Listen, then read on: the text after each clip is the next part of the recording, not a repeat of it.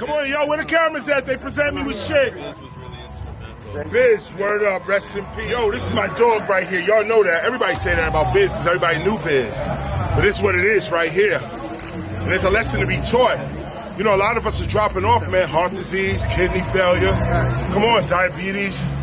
You know, what is this? What's going on? It's time for us to drink more water. Lay back off the soda, the Hennessy. Come up to the fruit juice. Big up to the locks. Shout out to the juice bar.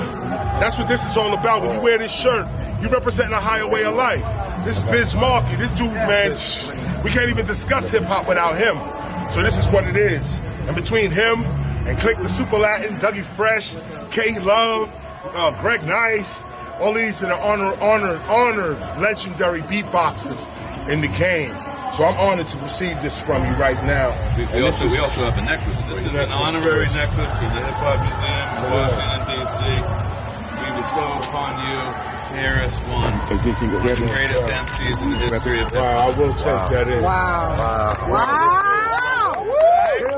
It's right there. We're going to put this in the museum with our signature. With the cover on it? Well, we actually have an entire exhibit for you. This is only I just dropped the top. Of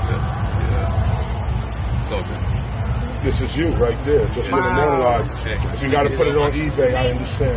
What? No. The ceremony is next in DC. Okay. Wear that with our love, because he was actually a really good friend. Yeah, you might have got my right size too, so I can slide this right on. Yo, big up. Good looking. I'm riding.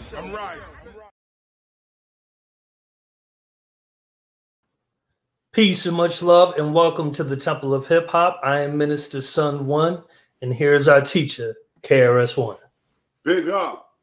And wow, what a nice little piece. That went up quick online. I didn't realize. Yeah. You know what it is. You better be on your toes at all times, man. And big up to Biz Markie, and shout out to the Hip Hop Museum. That was dope.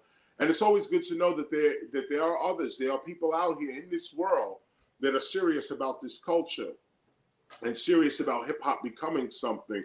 You know, that's one of the upbeats to participating in hip hop during these times. This is actually one of the upbeats. And the upbeat is that more and more people are becoming aware of what's going on, and that's what puts a smile on my face. You know, we've been struggling for 30 years trying to teach students, but it paid off because people are actually coming into their senses and actually saying, no, wait a minute, we got something to preserve here. We did something in our youth that became billion-dollar culture, influencing the world in politics, religion, colleges, universities, sports, fashion, and all of this. People are coming into consciousness, and that's what puts a smile on my face. Like, you know, those who work with consciousness, those who work with shifting the collective mind state toward a higher way of being. When you see it happening, you can only tingle inside. You can only feel like, there is some hope in the world. And that's what that was. You know, I forgot what show that was. Mapleton, Atlanta. How can I forget? Mapleton, we ripped that down. Thank you, Son 1, for being there. Yeah. Thank you for having me. Rocking that mic. That was dope. And of course, to walk out and be, gentlemen, brothers coming up with, yo, Biz, we honoring Biz right now. You know you have to stop for that, talk on that, and acknowledge what I said. Time to drink more water. And you know, of course, no disrespect to anybody's life. These are our brothers and our sisters. And a lot of you out there know what I'm talking about. You know, we're not living the most healthiest lives. You know what I'm saying? So, you know, with the passing of your loved one, with the passing of your brother, it should propel you to drink more water. It should propel you to get out there and walk or jog or, you know, become more active. Lay down off the fast foods and it's a little bit of the salt. You know, we eat this stuff anyway. It's not like, you know, you got to stop everything. But in light of, say, a big pun, for instance, close friend of mine, you know, I saw pun get bigger and bigger and bigger. Fat Joe tells a heart-wrenching story about his best friend, watching his best friend basically eat himself to death in that way. Fat Joe has a heart-wrenching story about that. And it's like, no, come on, we got to take care of ourselves, and we have to take care of each other, and you know, so you know, of course, I could rant on with that, but what's making me say this is what today's lesson is all about. Yes, this is what today's lesson is all about. We just got through the definitions, and we're now moving into the divine performance, and this portion of the divine performance is about getting prepared for divinity, getting prepared for your godship. And this is where you have to take yourself seriously. I mean, let me not start without our proper introduction, of course. So, Son One, if you have any opening remarks before we begin, it's you. I do want to say, well, I'll actually plug these real quick. Black cumin seed oil. Ooh. Is something very good for your immune system, inflammatory response. I've noticed by taking that, I don't have to take my allergy medicine as frequently as needed. Milk thistle. This was actually recommended by somebody I gave a ride to. As far as to help with your kidney and liver.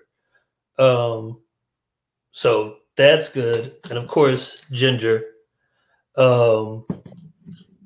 is good. Propolis, as teacher always recommends that we take that every once in a while, or echinacea. And there was one more that's in my mind. I can't think of it though. Pop up. Say again? I said it'll pop up because there's so many. Right. And it's funny. It's so many. These herbal remedies and precautionary measures that you're mentioning, they are so important. You know, I would add. I mean, you mentioned the milk thistle. You mentioned, you know, I mean, like in other words, you may not realize now what these things mean going in because you're not sick. Like I said, you know, this is preventive medicine, which right. you don't just take this when you're sick. Although, like oil of oregano, you can take for a live infection. The infection is going down. You can take oil of oregano. It deals with the infection. If you have an upset stomach, you can take peppermint tea or mint tea. You'll notice an immediate reaction.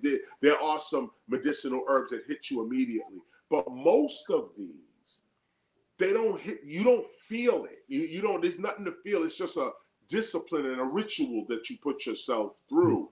Hold on one second. Simone, give me out the refrigerator. Give me the colic. I just wanted because you got me started now. Listen. Well, I was trying to, and just like you said, all I'm doing is creating a new habit. I just pop them before I go out, and that's it. And I know it can't be. It's not bad. Right. It's not bad. It's not a Twinkie. Right. No, this right here, you got me going. I want to put this up real quick if y'all can see that. Okay. Colic. See that? Okay. This will save your life, especially if you're my age, in your 50s, mid-50s. This will save your life. This is liquid garlic. Okay, and it's for your heart, cardiovascular, for your heart. Young people listening to me right now, in addition to everything that Son One just mentioned, add also 5 drops in water. Well, if you just start and you want to do it 3 times a day for about a week, get your body ready for it like that. 5 drops twice a day. You know, then taper off. Like with me, I've been doing it 20 years. So now I just, 5 drops, and that's all I need for the day. Boom, and you do. But what this does is it's liquid garlic. What it does is it keeps your blood flowing. This prevents heart attacks. It prevents. It washes your blood. And people know. I mean, do some research on garlic. Just garlic in general is a very, very good blood cleanser, an oxygen bringer to the brain. And so, in that, this liquid garlic supplement, and this one in particular called colic, in particular, this is the bomb right here. And I get it in liquid form. They have pill. You can chew it if you want, but the liquid is always the best in that sense. No, son, one, you're speaking. Yeah. So, the truth you're speaking is so real. And of course, it's part of our everyday habit to ingest these medicinal herbs like this. Let me also add, man, you got me thinking now. Vitamins. Yes, it is. I found myself the other day. I made myself a bag of gummy bear vitamins. My wife and I accumulated so many. You know, we have B12 gummies, D3, D. You know, all the D vitamins, the B vitamin complexes, vitamin C, all of this, and you have them in gummy bear form. Well, that's a woman's version. Give me anyone. So Simone is here as well. That's for sleep. Yeah, well, this is melatonin. Make you sleep. Yeah, this is. See, like it comes in little things like this. Now, this here, I got this. I don't know where I got this. Probably Walmart or somewhere. But this melatonin help you sleep. Now, I don't really mess with this, and it don't help me to sleep. Simone got it. She'll help her to sleep. But it's a gummy bear. Okay, it's a gummy bear actually. So instead of actually gobbling down actual gummy bears and stuff like that, here's well, this is the one everybody know about a lot. Well, maybe everybody don't know about a lot. You got this? You got Right. Yeah. Okay, does everybody know about that? Okay, these are gummy bears. These are not pills. These are gummy bears. This is like candy. And the doctor will tell you, the doctor will say these is worthless, okay? Because with vitamins, what happens is you pee half of them out. Any vitamins you take, it goes straight through the system. So you really got to take a lot of vitamins to really get the vitamin in you. And people will also tell you that the best way to get your vitamins is through food, not through these supplements. Really just eat the food. You know what I'm saying? Eat the food. Even an update, you know, me, I lean toward the vegetarian diet. I eat fish often, but I lean toward that vegetarian diet. But the truth of the matter is that an important nutrient is B12, and B12 is only found in meat. And so you got to start thinking about that. Now, all through my life, not my life, but I guess over the past 30 years, I'm practicing a vegetarian diet, and I'm taking B12 supplements, whether it be gummy bear or this, that, and the other, and so on. You know, but throughout my career, of course, throughout my life, yes, a piece of meat has slipped into my mouth. You know, I may have ingested even something eating out that, you know those moments when you order food and you just eat and you, oh, this is hamburger meat. Right, that's right. But it gets in you. And it goes down, pork and all types of stuff. I'm quite sure in my career, my years, I had to have eaten a piece of pork. But consciously, I try to lean toward a vegetarian diet. But as vegetarians out there, you got to know these supplements are very important, and don't get so high and mighty. I mean, I'm the guy who made the song Beef. What a relief. When will this poisonous product cease? But B12 and a lot of the B complex vitamins that the body really needs is in beef. Let's just keep the science real with that. So there are moments, especially women in their older years, usually have problems with their bones, the osteoporosis, and usually women, vegetarian women as well, women who've had their whole life doing the vegetarian diet, didn't really get that B12 in you the way you were supposed to get it. Later on in life, you find your bones are a little more malleable. They're able to break a little more. So, you know, I'm just saying this to say that, you know, this is not about being holier than thou. Oh, I don't eat meat, or, you know, I'm vegetarian. No, this is about science and keeping your health right. And of course, you don't have to eat meat to keep your health right, but let's keep it real with what B12 is all about and what these supplements are all about. So they are the junk food of health and nutrition, but they are the junk food. So they're gummy bears, and I made a whole bag of B12, and I found out, I was like, man, why don't they just sell this? Like, and maybe I'm giving, you know what, maybe I'm saying too much, okay, because we're speaking to the world here as well. So maybe I'm giving somebody an idea, but it was a nice idea. I had two of everything, 2 vitamin C, 2 B12, 2 D3, 2 biotin, 2 of all these other all types of stress relief. None of these things. I don't feel them personally. I don't do any of this stuff. But instead of eating a real gummy bear that's basically sugar and some sort of plastic, go ahead and pop a vitamin in your mouth, or at least somebody advertising that this is a vitamin, and eat that. And even as the placebo goes in you, your body's going to react to it as a vitamin. And you hatch 2 birds with 1 egg by eating vitamin gummy bears. Right. Gummy bears. You hatch 2 birds, or you protect yourself in 2 ways. You're not eating the actual gummy bear, and if you need that gummy bear burst, eat a vitamin. Eat vitamin gummy bears. And I noticed over my years, it works. It really works. It's not a 1-day fix. It's not even a month fix. It's a 10-year fix. Right. You know what I'm saying? You got to do this for 10 years. You got to do, and you notice that when you do get sick, you bounce back quickly. When you do get cut, your blood coagulates quickly. You do stay current. You do stay alert. You have energy. You're able to move. And so. Yes, indeed. And then, turmeric was what it was. Turmeric. Yeah. But yeah.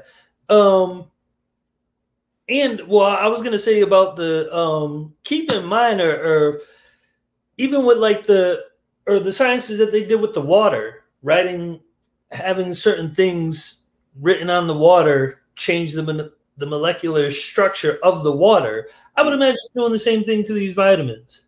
Right. And as your brain interprets it, it's like, no, you know most of the time what you're aiming to do by taking this certain vitamin or supplement. Right. And so you're communicating with your body that, no, right, we're healing this now, or we're making this part of us better. So I think just even, again, the words on it, like, right, this is nature's truth. that's alive. You got the right. You got the alive gummies. It's like, right. No, this is what it is. But yeah, I just want to say that, and then for me, the divine performance has a lot to do with intention, and that leading into the divine performance, that it's best that you be clear with what your intention is in order that these divine performances actually work. The same way, like what we're talking about, the intentions within you that, no, I want to give a performance of divine love, of divine listening, divine God. Having that real intention, I believe, is what really makes this manifest in your life and produce the real result that it's supposed to, preforming your life circumstances. And that's it for me. And that's it for me. Lesson over, everyone. Thank y'all. See you next week.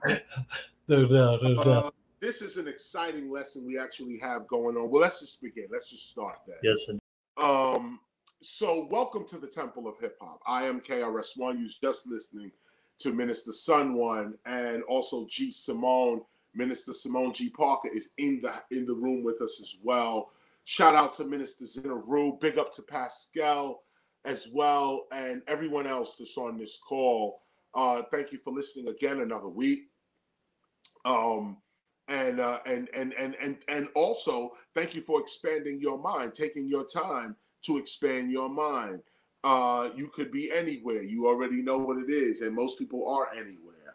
But you chose to spend your time with us, and I appreciate that, because by you spending your time with us here like this, there's no talk about what we want to do to preserve hip hop. This is the actual preservation for the culture right here. This is the actual preservation for the culture right here. Us in a unity of thought. Unity of thought. That we are studying together, that we may have the same language when we speak of hip hop. As we discussed last week, the definitions raises your self-worth as a scholar on hip hop. It's important that as a scholar, as a hip hop cultural specialist, it's important that you that your speech, your teaching technique is valuable to you. And that's what the definitions last week was about. Those that speak in this way, 9 definitions, 3 natures of hip hop, breaking down the elements in this way, even approaching hip hop in this way, this raises your self-worth. There's no other school of thought that approaches hip hop in this way, in this codified kind of way. The Temple of Hip Hop is pretty much the only place with that, or for that. We're also the only institution, hip hop institution, with our textbook, The Gospel of Hip Hop. And of course, those who have their Gospel of Hip Hop, you could turn to page 143, page 143. And let me also say before we begin, yes, this is the Temple of Hip Hop. We are a hip hop ministry, archive. Actually, we are a hip hop preservation ministry, archive, school, and society. We started in 1996 when KRS-ONE, yours truly, realized that he was hip hop. I realized that I was not just doing hip hop, I was it. That hip hop doesn't exist anywhere but when I express it to the world. And I started to see my brothers and sisters in the same way, that we were not just doing hip hop, we were it. We are it in that sense. And that started my enlightenment. I started to realize that God speaks to us through our culture. God speaks to everyone through their culture. Why not speak to us through our culture? Why are we so indebted to everybody else's God and everybody else's religion and everybody else's cultural traditions, and no one's indebted to ours? No one's respecting ours. And part of the reason is because we don't have a professed spiritual practice that is unique to our experiences. Well, that's what the Temple of Hip Hop is all about. That's what the Gospel of Hip Hop is all about.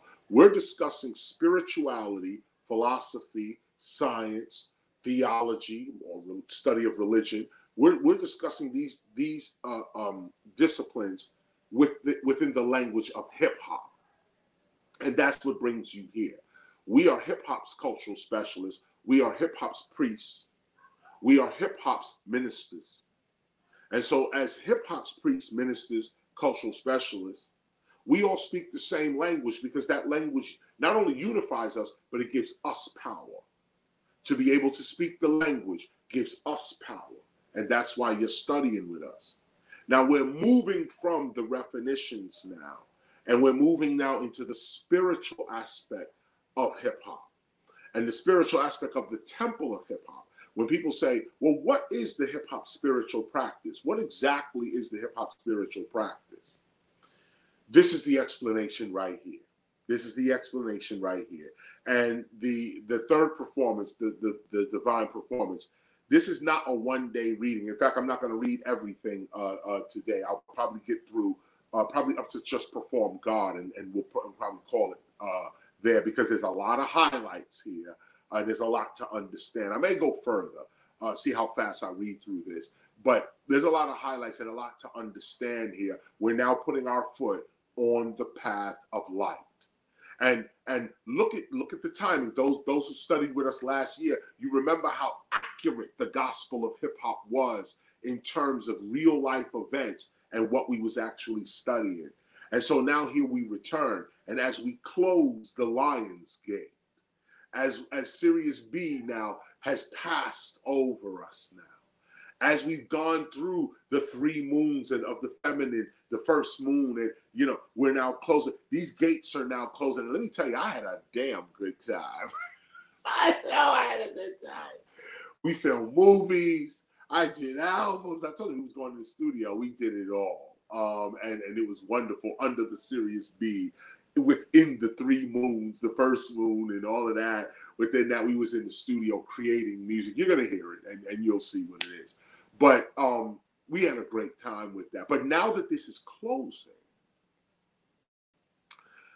we come to the divine performance. What a coincidence. Now that this is closing, now that the universe is closing its gate again, and now you're left with the knowledge, you're left with whatever you got, here now we begin the divine performance. And the divine performance is the beginning of the hip-hop spiritual lifestyle. If people want to question and ask, what is the hip-hop spiritual lifestyle? Not a Christian and hip-hop lifestyle, not a Jewish, not a Muslim, not a Buddhist, not a Hindu. Respect to all of that. But that's not what this is. What this is hip-hop's unique spiritual practice. That's what we're about to get into right now. Now, obviously, there's nothing new under the sun. You know, there's nothing new, especially when it comes to the spirit. When it comes to timeless principles, there's nothing new. But there are new ways to say these things, new ways to teach them, new cultures that interpret the timeless according to their own language. That's what we're doing here today. So turn your gospel now to page 143. And it's the third overstanding, the divine performance. And get ready, put your foot on this path. This is it, okay? This is it. And I'm living proof of this, okay? If you really want to see somebody who has walked this path and has seen the pitfalls as well as the victories, you're looking at them right here. This is my authority to teach right here, because I have gone through this, and we could not have recorded this had we not actually gone through this in our real everyday lives. And I tell you, the advice here is it works. It works, and you'll hear it. Okay, so here we go. The third overstanding, the divine performance.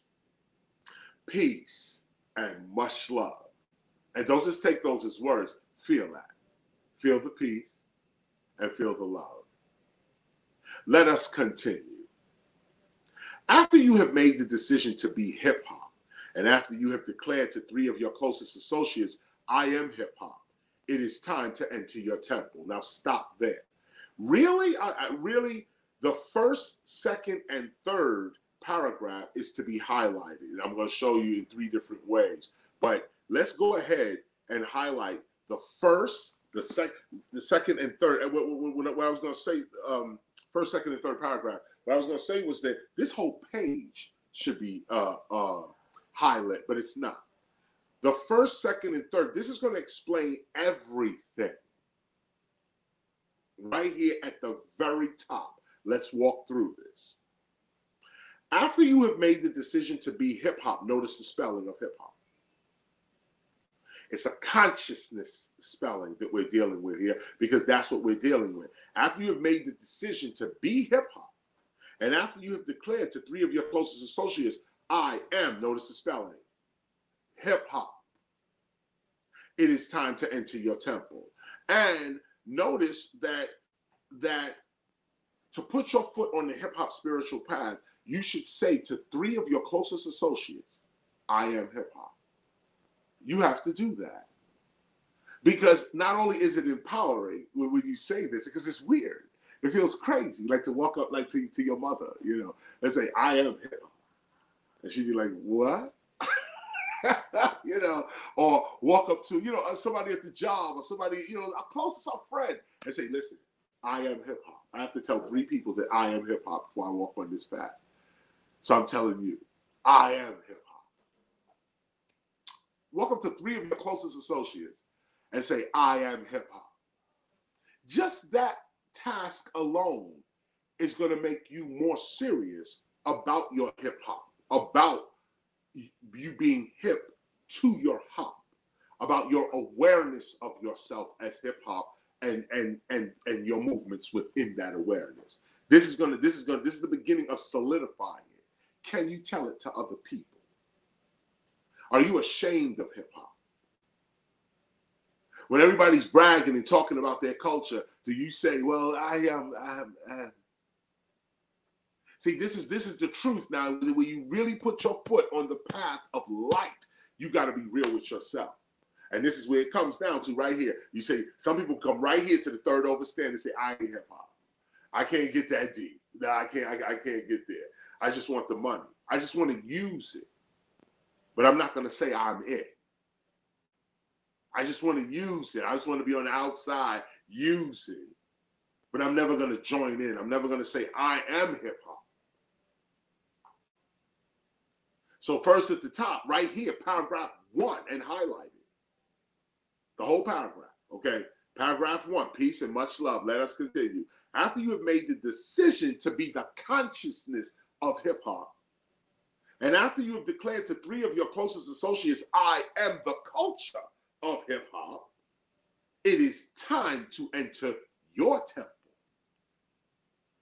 Not the temple, not the temple of hip hop, to enter your temple. And what's interesting is that your temple's right here. This is your temple. For thousands of years, people have always known that the body is a temple. And in fact, some get even more thug with it. And this area here, what do they call these areas? Your temple. This side areas. Why is this called your temple? What is that? Maybe because it houses the brain and the frontal lobe, and temple is on the side right here. So it's now time to enter your temple. It's now time to take the consciousness of the culture and enter your body with it now. Can you do that? Can you take yourself that seriously? Say to 3 of your friends, I am hip hop. Respect me like that. Can you really roll like that? Will you be fired from your job? Will people ostracize you? Will you be ridiculed? This is the real now. This is not I bought a CD so I'm hip hop. I could rap so I'm hip hop. I could break, I could DJ so I'm hip. No. Can you stand up for your culture because it's who you are? Do you take yourself and hip hop that seriously? This is the beginning of the spiritual walk of hip hop. You can play games with everything else except this. When it comes to the spirit, you're dealing with truth. So here's the first sentence, the first paragraph. So, okay, it is now time to enter your temple. Second paragraph, highlight this as well. For it is not enough to read about what spiritual righteousness is. The true hip hopper must act out or perform spiritual righteousness in order to experience the peace and power of the spiritual realm. And this requires strength. For without spiritual strength, endurance, no spiritual values or principles can be achieved. Highlight that whole thing. This is telling you right up at the top what it is. This is what it is, right? This is so many books read. This is so many experiences experienced to just be broken down into this sentence right here, broken down into this paragraph right here. Simone, we were discussing this earlier today about acronology, about we realized how the ancients did it, how thousands of books and scrolls back then, but same thing, books, thousands of scrolls, thousands of books. How did they memorize all that knowledge? How did they get to all that knowledge? Well, they didn't. They knew the gist of it. They knew what it meant. And they put that what it meant into a symbol, one symbol that they all knew what it was. You see this one symbol, if you know that symbol speaks to 100 books. And we was dealing with acronology like that because we were saying that acronology say it with a word. You know, I don't have to say, you don't need to regret what you ate. Just stop eating the wrong foods. Acronology would say diet. Did I eat that? You know, D-I-E-T. Did I eat that? So the acronologist would just say diet. Did I eat that? And that did I eat that really sums up 100 books on how people regret what they ate. You know, we could talk all day about faith until somebody says, focus and ignore the haters, or for all it takes hope, or fighting adversity in the hard times. All of that means faith. But there's each one of these I just said, there's 100 books behind each one of them. But instead of studying 100 books, just give me one word that gives me the gist of it. Boom, what is it? Guilty. Whoa, what is that? You're giving up inspirational living towards yourself. That's what guilt is, or being guilty. Giving up inspirational living towards yourself. Okay, and I'm just running through some old catalog here of acronyms to make a point. And the point is that this paragraph speaks in that language. It speaks in that language. Let me read it to you one more time. So much, not hundreds of years of knowledge in one paragraph. Here it is. For it is not enough to read about what spiritual righteousness is. The true hip hopper must act out or perform spiritual righteousness in order to experience the peace and power of the spiritual realm. And this requires strength. For without spiritual strength, not physical strength, spiritual strength, which is endurance, no spiritual virtues or principles can be achieved. That's thousands of years of knowledge right there. But just said now in a more modern, we're talking hip hop. We're looking at a hip hop document here, and we're talking in our language right here. But this is said in a bunch of different ways, in a bunch of different books, over 1 million years. I mean, this is what it is. This is what it is. It is not enough to read about what spiritual righteousness is. The true hip hopper must act out or perform. Who hasn't said that? Okay, let's go down to paragraph 3. At the top of the, and by the way, you're highlighting 1 and 2 and 3. So here's now paragraph 3. At the top of this discipline, which is where we are at the top of this discipline. At the top of this discipline, it should be clearly pointed out that the divine performance reveals only the first steps in hip hop's, notice the spelling, spiritual living. This study gets the true hip hopper ready for the deeper mysteries of God. Notice the spelling on God. Capital G, capital O, capital D. That is the supreme intelligence of the universe.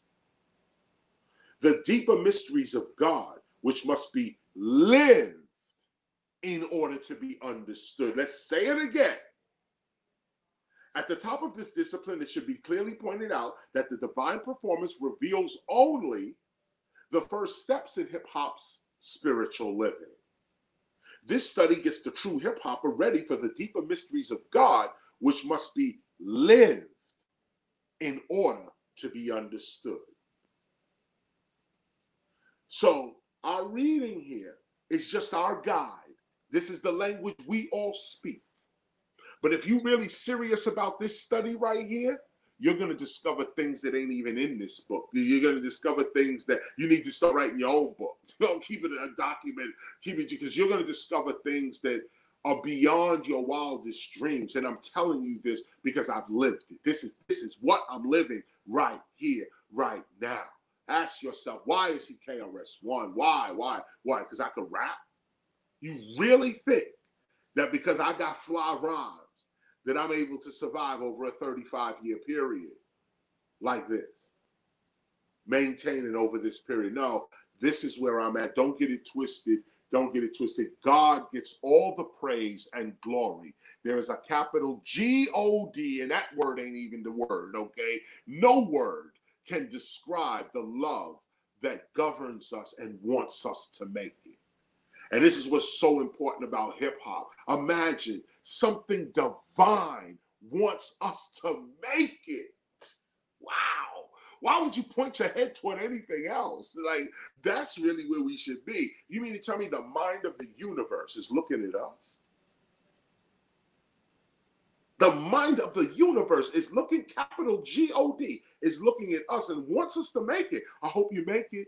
And here I'm giving you gifts and I'm pushing stuff away and I'm protecting you and I'm guiding you through. I really want you to make it. You mean something in the grand scheme of things.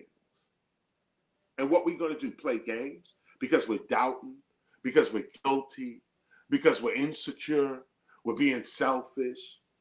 Come on now. Come on now. This is the spiritual path where you have to look at yourself. This ain't about looking at nobody else. Come on now, another G. Simone. Blame. because looking at me ain't easy. Woo! Did you hear what I just said?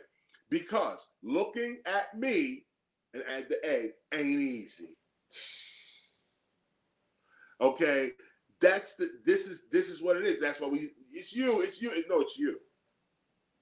At least in a spiritual sense, it's you. It's you. How serious do you take yourself in this regard?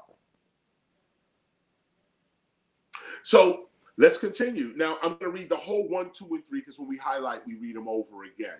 So here's the highlight now, and I'm not stopping. Peace and much love. Let us continue. After you've made a decision to be hip-hop, and after you have declared to 3 of your closest associates, I am hip-hop, it is time to enter your temple. For it is not enough to read about what spiritual righteousness is. The true hip-hopper must act out or perform spiritual righteousness in order to experience the peace and power of the spiritual realm. This requires strength. For without spiritual strength, endurance, no spiritual virtues or principles can be achieved. At the top of this discipline, it should be clearly pointed out that the divine performance, which is what we're reading now, what we're studying now, reveals only the first steps in hip-hop spiritual living. This study gets the true hip-hopper ready for the deeper mysteries of God that must be lived in order to be understood. Paragraph 4. Such an understanding is designed to build up the spiritual character and awareness of the hip-hopper in preparation for the deeper spiritual knowledge to come. The divine performance centers the hip-hopper's life around a simple set of timeless spiritual life skills that open the gates of the spiritual realm and preserves the actual life of the hip-hopper, thus preserving hip-hop for real. For it is never one's talent that ensures one's longevity. I just said that. Even with great talent and or inheritance, it is one's personal character that truly ensures one's professional success and longevity. We have seen too many talented people, artistic or otherwise, fail to acquire and or maintain successful careers even with great skills because of the shortcomings of their own personal characters. Get this now. The hurts, the betrayals, the loneliness, the failures, all of this can hinder the development of both the ignorant and the enlightened. But if you put God first in your life and lend your heart to the reality of God only, capital God, G-O-D, the supreme, if you put the supreme intelligence first in your life and lend your heart to the reality of God only, all else shall fall into place. The ignorance, the immaturity, and insecurity of others shall be revealed to them in time, while you shall be protected by your divine performance.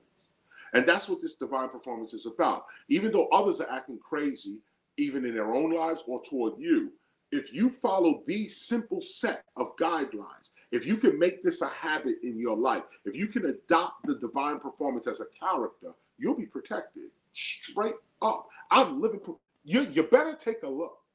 Okay, I am living proof of this, and this is why we wrote it down, for our children to be able to take advantage of it.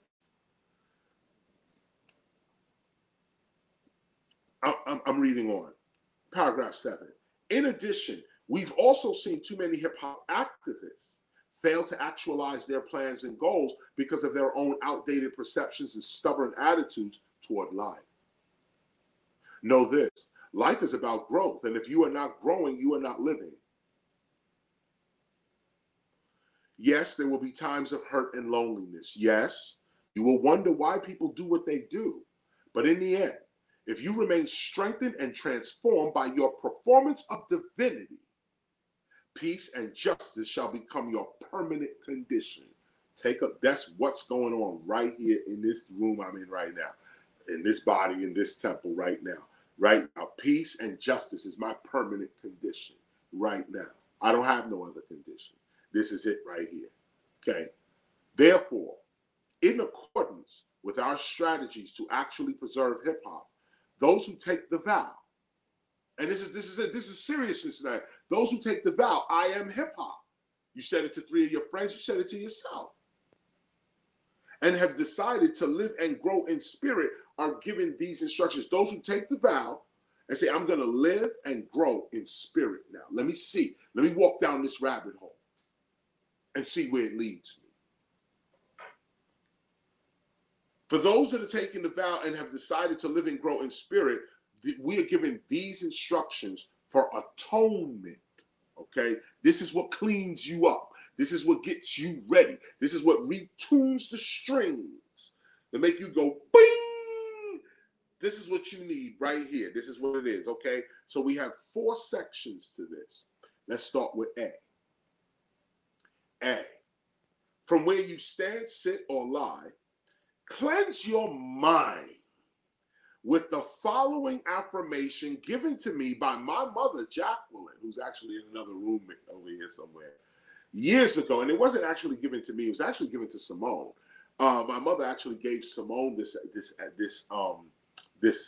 affirmation, and I took it and just started saying it myself. Simone said it, of course, in her own way, in her own thing, but I found it profound. You know, this is 2 women. My mother appealed to an elder in our family, and the elder dropped this jewel on her real quick. And it's worked in our family ever since. Okay, that's why it's in. That's why we codified it. Okay, this is what it is. So, from where you stand, sit, or lie, cleanse your mind with the following affirmation given to me by my mother, Jacqueline, years ago. Say the following affirmation 3 times every night before you sleep and once in the morning when you wake up for 21 days. And this is if you want to feel this, if you want to feel the power. This is what these are the roads to it right here. Okay, say this for 21 days. Okay, 3 times every night before you go to sleep. Say this 3 times. If you can do that for 21 days, you'll begin to feel the power. You'll begin to feel it. 21 days. Okay, and then once in the morning when you wake up, first thing out your mouth. Don't even say good morning. Okay, when you wake up, say this. And here's what we're gonna say. Here's the affirmation. Quote: I am not afraid. Today I give myself permission to be all that I can be. New fields of divine activity now open for me.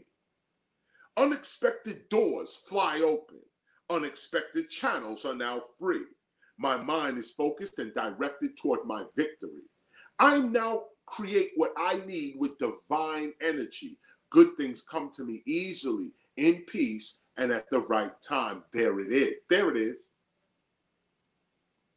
Again, I am not afraid. Today I give myself permission to be all that I can be. New fields of divine activity now open for me. Unexpected doors fly open. Unexpected channels are now free. My mind is focused and directed toward my victory. I now create what I need with divine energy. Good things come to me easily, in peace, and at the right time.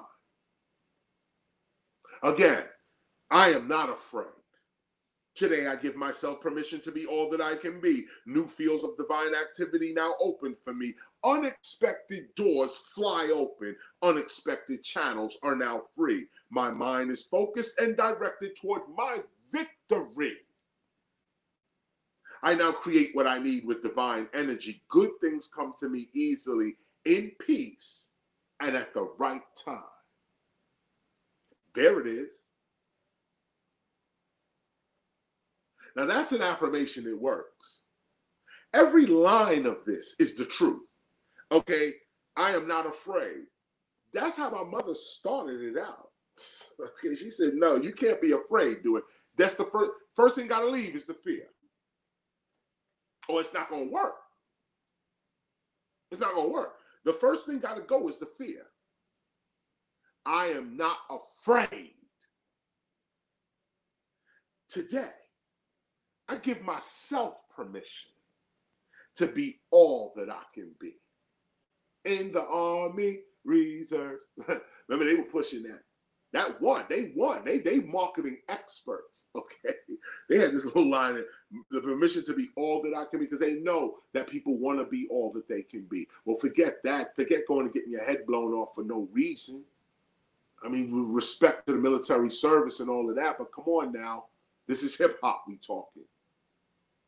And in this instance, all that you can be is not just a soldier. Even soldiers could be more than that. Okay, so What is the all that you can be?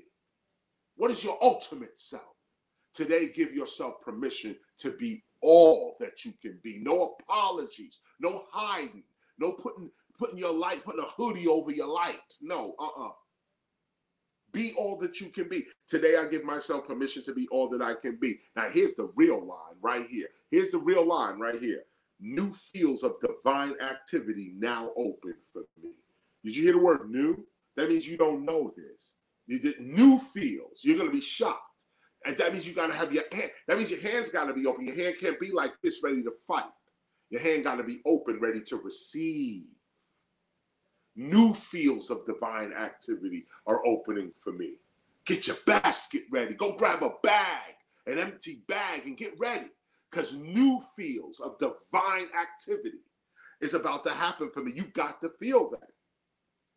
When that happens, unexpected doors will fly open. Look at the word, new fields, unexpected doors. That means you're getting freed from the situation you're in. If you know how to get out of your situation, then you don't need no help. You just go get it. But you're in a situation, you're in a bind, you may have a want, a need, a requirement, something lacking in life, or maybe whatever it is, and you need that assistance right now. You need that assistance right now. And in a spiritual realm, okay, you have to know that new fields of divine activity are now happening for me, because I'm not afraid first. Okay, once you get rid of the fear, your body will automatically start vibrating. The courage will just, or the confidence really will begin to vibrate. And that confidence attracts to it. So here you are, new unexpected doors fly open. That means you don't know about these doors. So you can't be prejudiced. You can't say, I want it like this. You got to surrender yourself to the universe and say, universe, give it to me the best way, the most peaceful way. Give it to me, as it says, give it to me. Good things come to me easily, in peace, and at the right time. Universe, give it to me in peace and at the right time. You know what I need. Okay, and the right time could be tomorrow. Okay, you know what I need. Okay, give up that fight all the time and allow the universe to help you. It is amazing. It is amazing.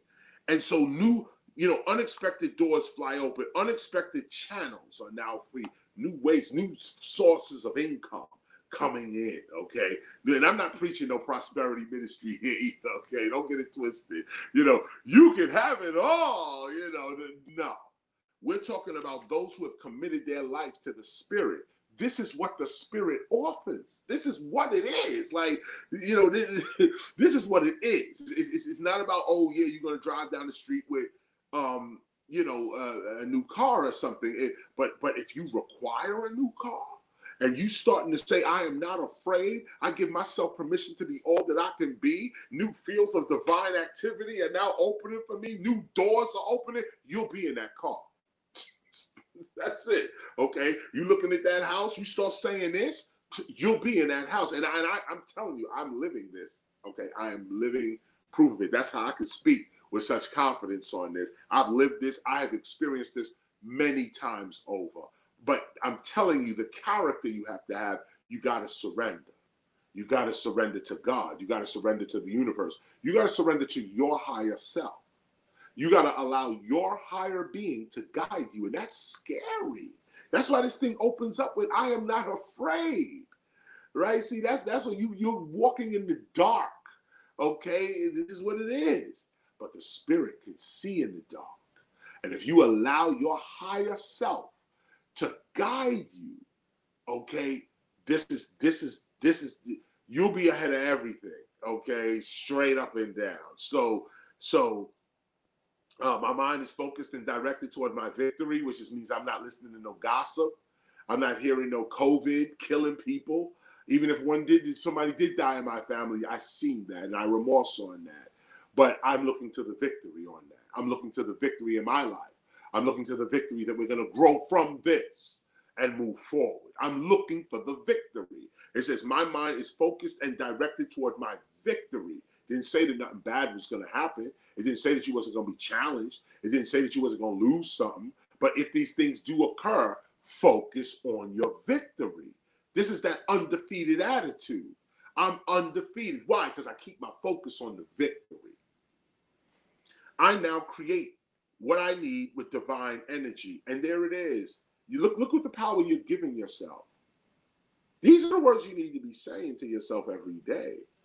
You know, these are strong words to say to yourself every day. The stupidness that they actually have us saying about ourselves is actually holding us back, and you can see. I mean, take a real look at it.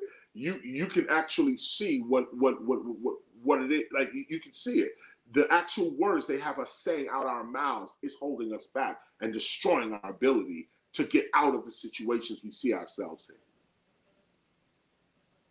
These are powerful words, and if you can say them as affirmations and have them become habits in your character, you'll melt away most of the obstacles and challenges in your life. Matter of fact, there'll be no challenges and obstacles in your life because every one of those challenges is your opportunity to leap over and find new victory and find even new victory and find even more victory. So that's what this is all about. Moving now to B. At this very moment, you must decide to change your diet toward the consumption of healthier foods and thoughts. If you are above the age of 18, you should gradually, did you hear the word gradually? Gradually withdraw from the consumption of all processed and junk foods, as well as meat and meat products. Gradually. Don't just right after this call, you're going to now become vegetarian. No, or you're going to start, you're going to put the Twinkie down. I keep saying Twinkie, but, all of that processed and junk foods. This is a gradual withdrawal. You don't abuse yourself or abuse your body like that. And that is an abuse. And if you've been eating chocolate cake and ice cream and so on, keep eating chocolate cake and ice cream. It's just doing some good for you. It brought you here. Okay, so respect that. But you now know you're trying to put your foot on the path of life. And in the path of life, for your mind to operate correctly, you have to feed your temple life. Processed junk foods, over sugar, over salt, the chips, the ice cream, the cakes, the diet. Did I eat that? It affects your shape. Seek health and proper exercise. This is what this is speaking to. So if you're above the age of 18, you should gradually withdraw from the consumption of all processed and junk foods, meat and meat products. That don't mean stop. It means less, bring it down. Bring it down.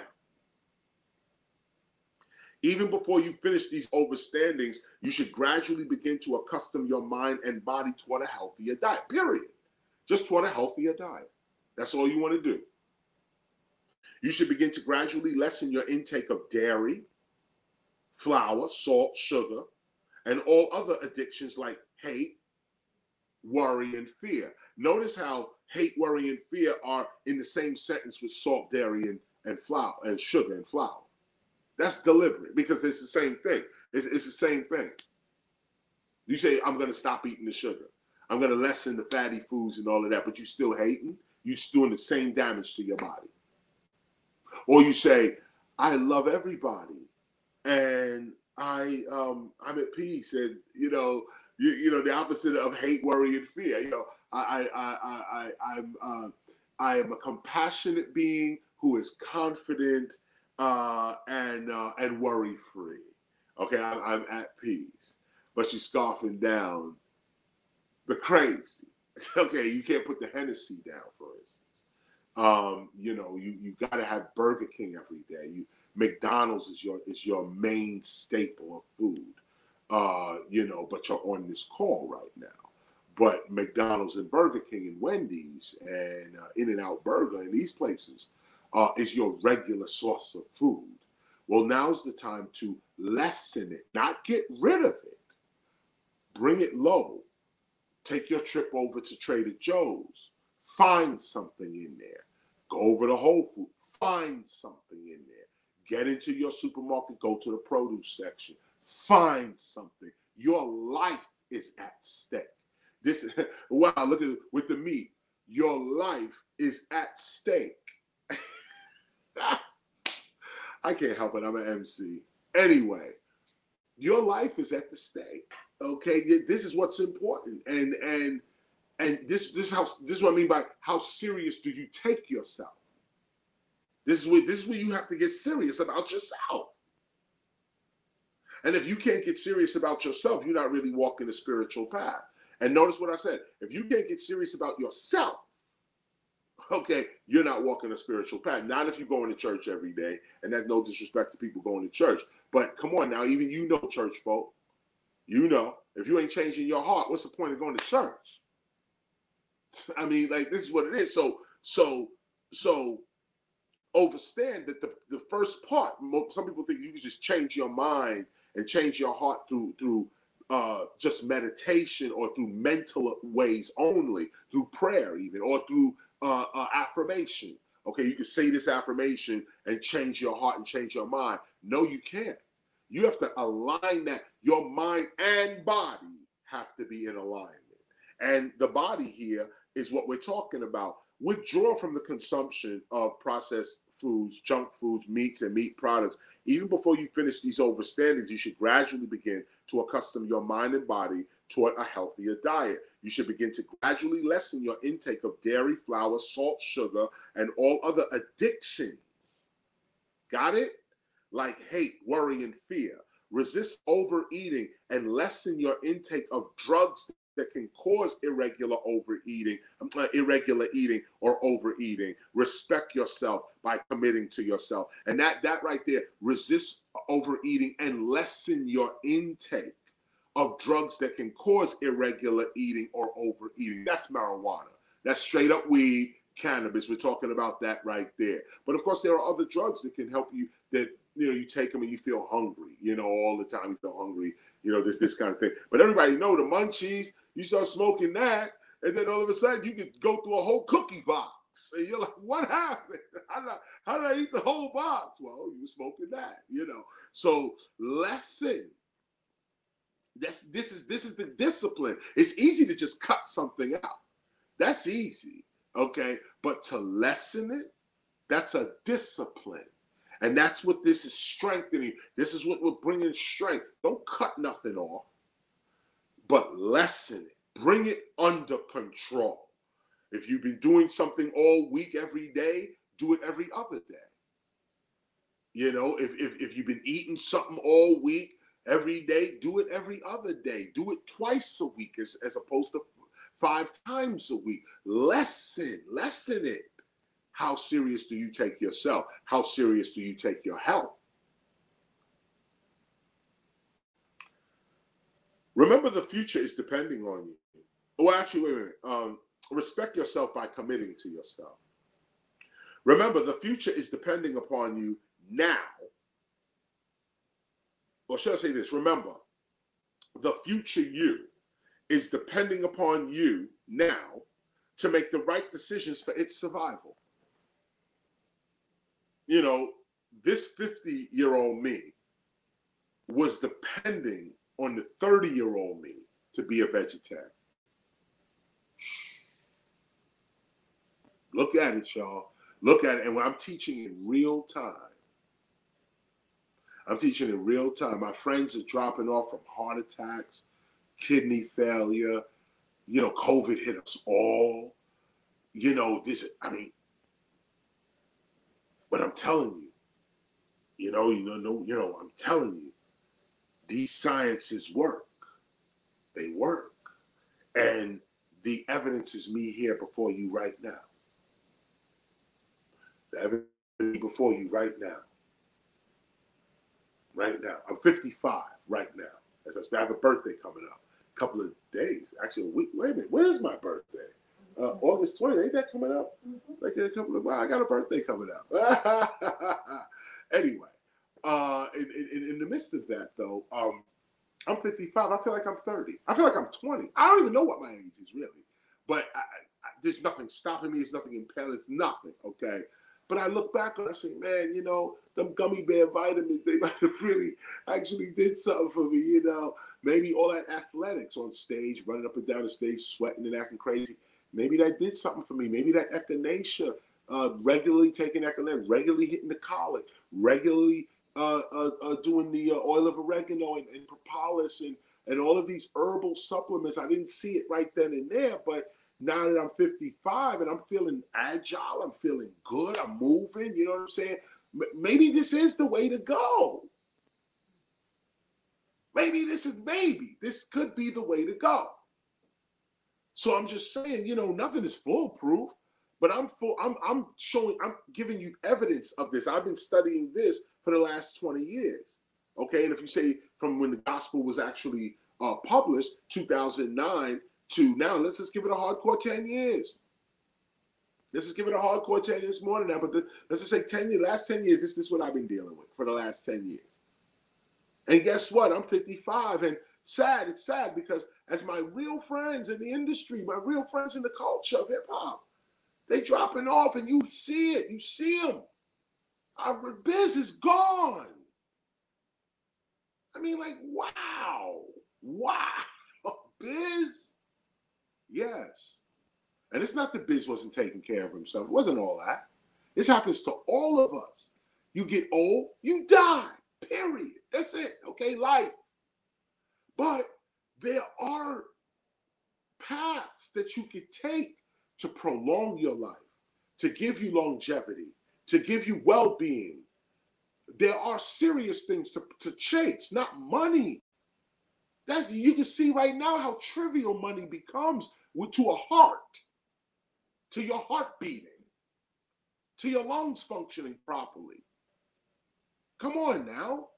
So this is what I'm saying, and in a way, I'm kind of pleading with whoever's listening to me right now. I'm kind of pleading with you that no, please take this seriously.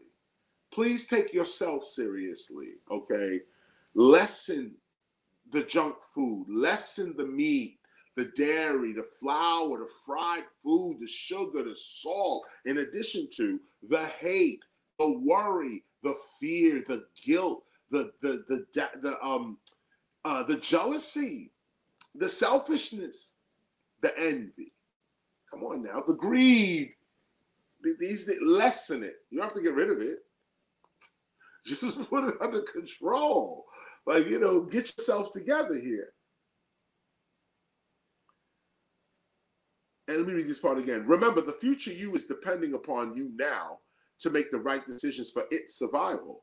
This is the attitude one must adopt in order to protect, preserve, and develop oneself productively. Therefore, realize the truth of God's, capital G-O-D, realize the truth of God's actual presence and cleanse your body inside and out, for it is now God's temple. Prepare now for the arrival of your God. And notice the lowercase, a capital G, lowercase O-D, that's your higher self. That's the spark of the divine within you. Capital G, lowercase O-D, God, that's you. Whenever the gospel spells God in this way, we're talking about you. We're talking about your higher self. Capital G-O-D, that's the sovereign mind of the universe. That's what's called supreme being. That's cosmic consciousness. That's the all. Okay, there it is. And we know that the all is intelligent.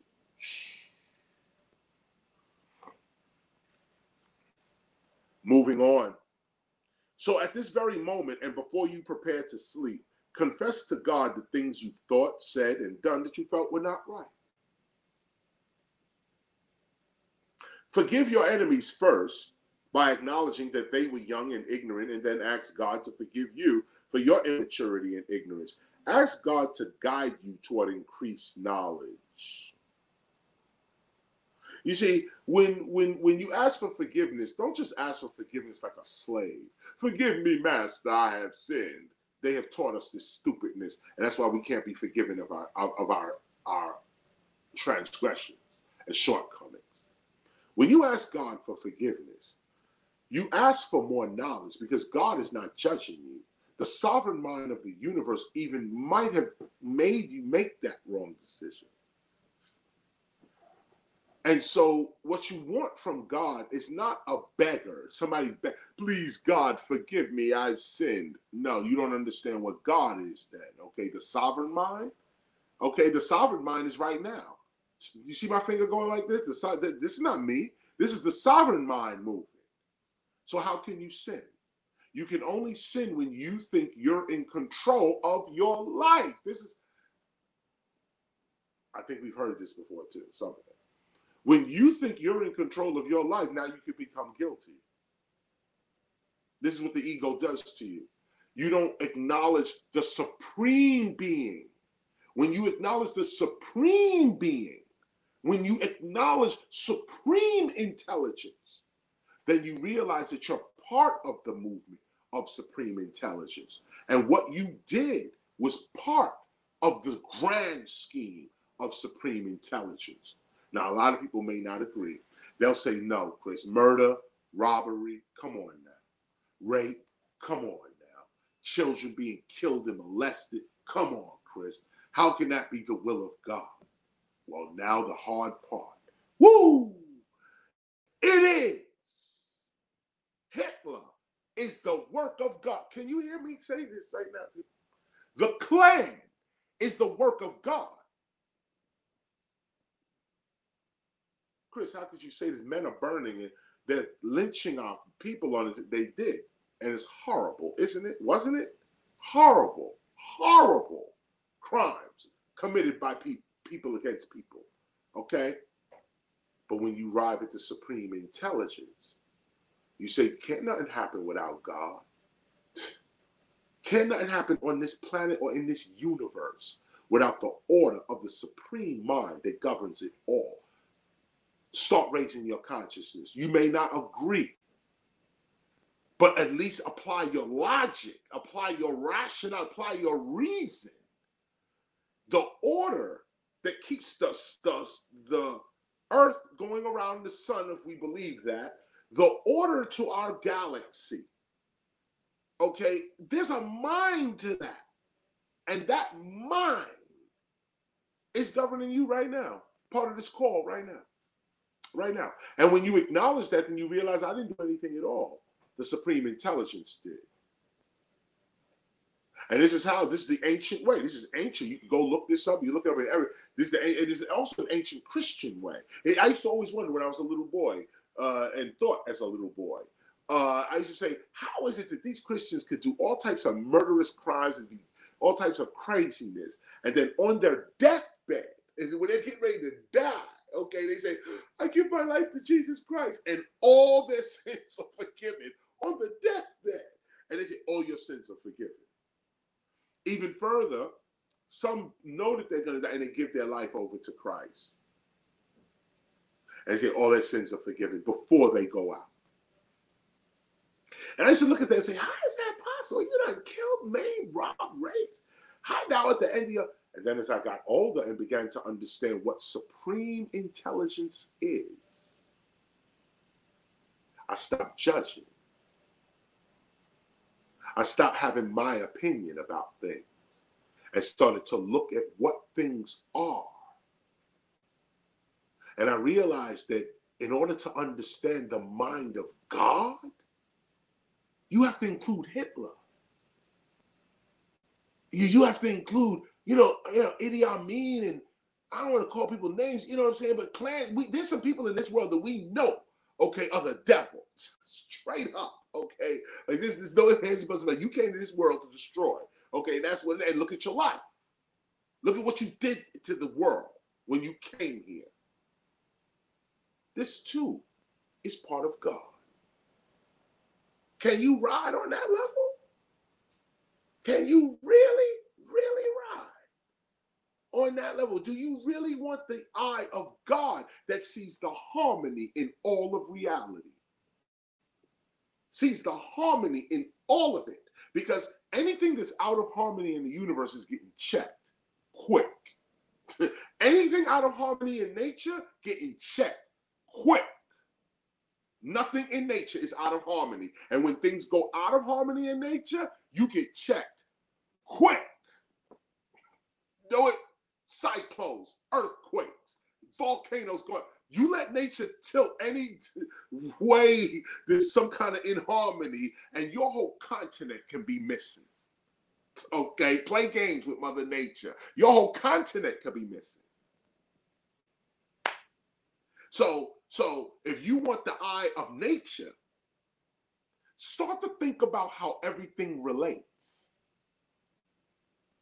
Don't think just of yourself and your selfish little need or whatever. Start to expand your awareness to say, wait a minute, there's an order to this whole thing. And it ain't a government order either. They part of the same order. They just know, and we don't. And so we think they God. Nah, God is God. And when you come to understand supreme intelligence, you come to understand that to forgive everything, to understand everything is to forgive everything. I think I heard that somewhere, a Buddhist saying or somewhere. To forgive everything, to understand everything is to forgive everything. I think Buddha might have said this. The Buddha might have said this. But it's the truth. To understand everything, to have the mind of God, and you never will, but the pursuit of that gives you an ability beyond any of this low level stuff we dealing with down here. To pursue the mind of God, you have to be able to understand a lot. And I mean understand it, not tolerate it. Know why that happened, for that to happen, for that to happen, for this to happen. Come on. Come on. So forgiveness is very important. But you don't go before God begging for forgiveness. You go before God looking for more knowledge. Because God, I know you are the one in control of my hands and feet. You the one in control of my mouth and my eyes. So what I'm looking at is what you want me to look at. What I'm speaking is what you want me to speak. I've surrendered. My feet are your feet. My hands are your hands, God. My mouth is your mouth, God. I surrender. So therefore, now anything I'm doing, you doing it. So I don't have no sin. I've defeated karma, period. Ain't no karma here for me. That's an Indian tradition. I'm hip hop, period. Now, God, you doing it all. I don't do it. I don't have no cause and I don't have no effect. The cause and the effect is you, God. That's it. Now, when you arrive at that level of character and being, you cannot sin. You become infallible. You cannot sin because you are not doing the act. And anybody on this level is not running around murdering people, robbing people, lying to people, deceiving people. Now, you ain't on that. You rolling with the G-O-D, straight up and down, and you know the righteousness on that. How serious do you take yourself? This is the question. This is what we asking ourselves right now as we read through these first four. I would say, steps, strategies toward divinity. This is real divinity right here. Let me read C again. At this very moment and before you prepare to sleep, confess to God the things you've thought, said, and done that you felt were not right. Things that you felt were not right. I don't think this was right about me. I think this was weak about me. Can you do that? Can you examine yourself? Forgive your enemies first by acknowledging that they were young and ignorant. And then ask God to forgive you for your immaturity and ignorance. That's all it is. Immaturity and ignorance. That's all it is. Ask God to guide you toward increased knowledge. Okay? That's what you want. Give me more knowledge, God. I was stupid back in the day or just yesterday. Give me more knowledge. Okay? This is going to help me to mature and grow. Trust no man or woman with your confession. Confess your mistakes only to God. Ask God to forgive you of your anger and discourteous responses, even while driving, working, and walking. Humble yourself and truly contemplate the pain you've caused others, because that's what God is listening to. God don't speak English, French, Spanish, none of the African languages. God don't speak none of this, okay? God speaks your heart. So you go inside here and you really think about for a minute, man, that wasn't right what I did right there. Try to feel what the other person is going to feel or felt. Try to feel what the other person felt. Say, man, that was whack of me. Wow. Feel that. It's exhilarating. It's cleansing. It's cleansing. To acknowledge your mistakes is cleansing. Ask God to forgive you and bless those whom you have performed ignorantly and destructively toward. You can also directly seek the forgiveness of those who you have hurt by performing the superhuman act of apologizing. You know, apology is superhuman. To be able to apologize is superhuman. Cleanse the guilt from your own heart. Apologize, repent, and let it go. Seek to resolve the conflicts and misunderstandings in your own life, which is the basic part to this.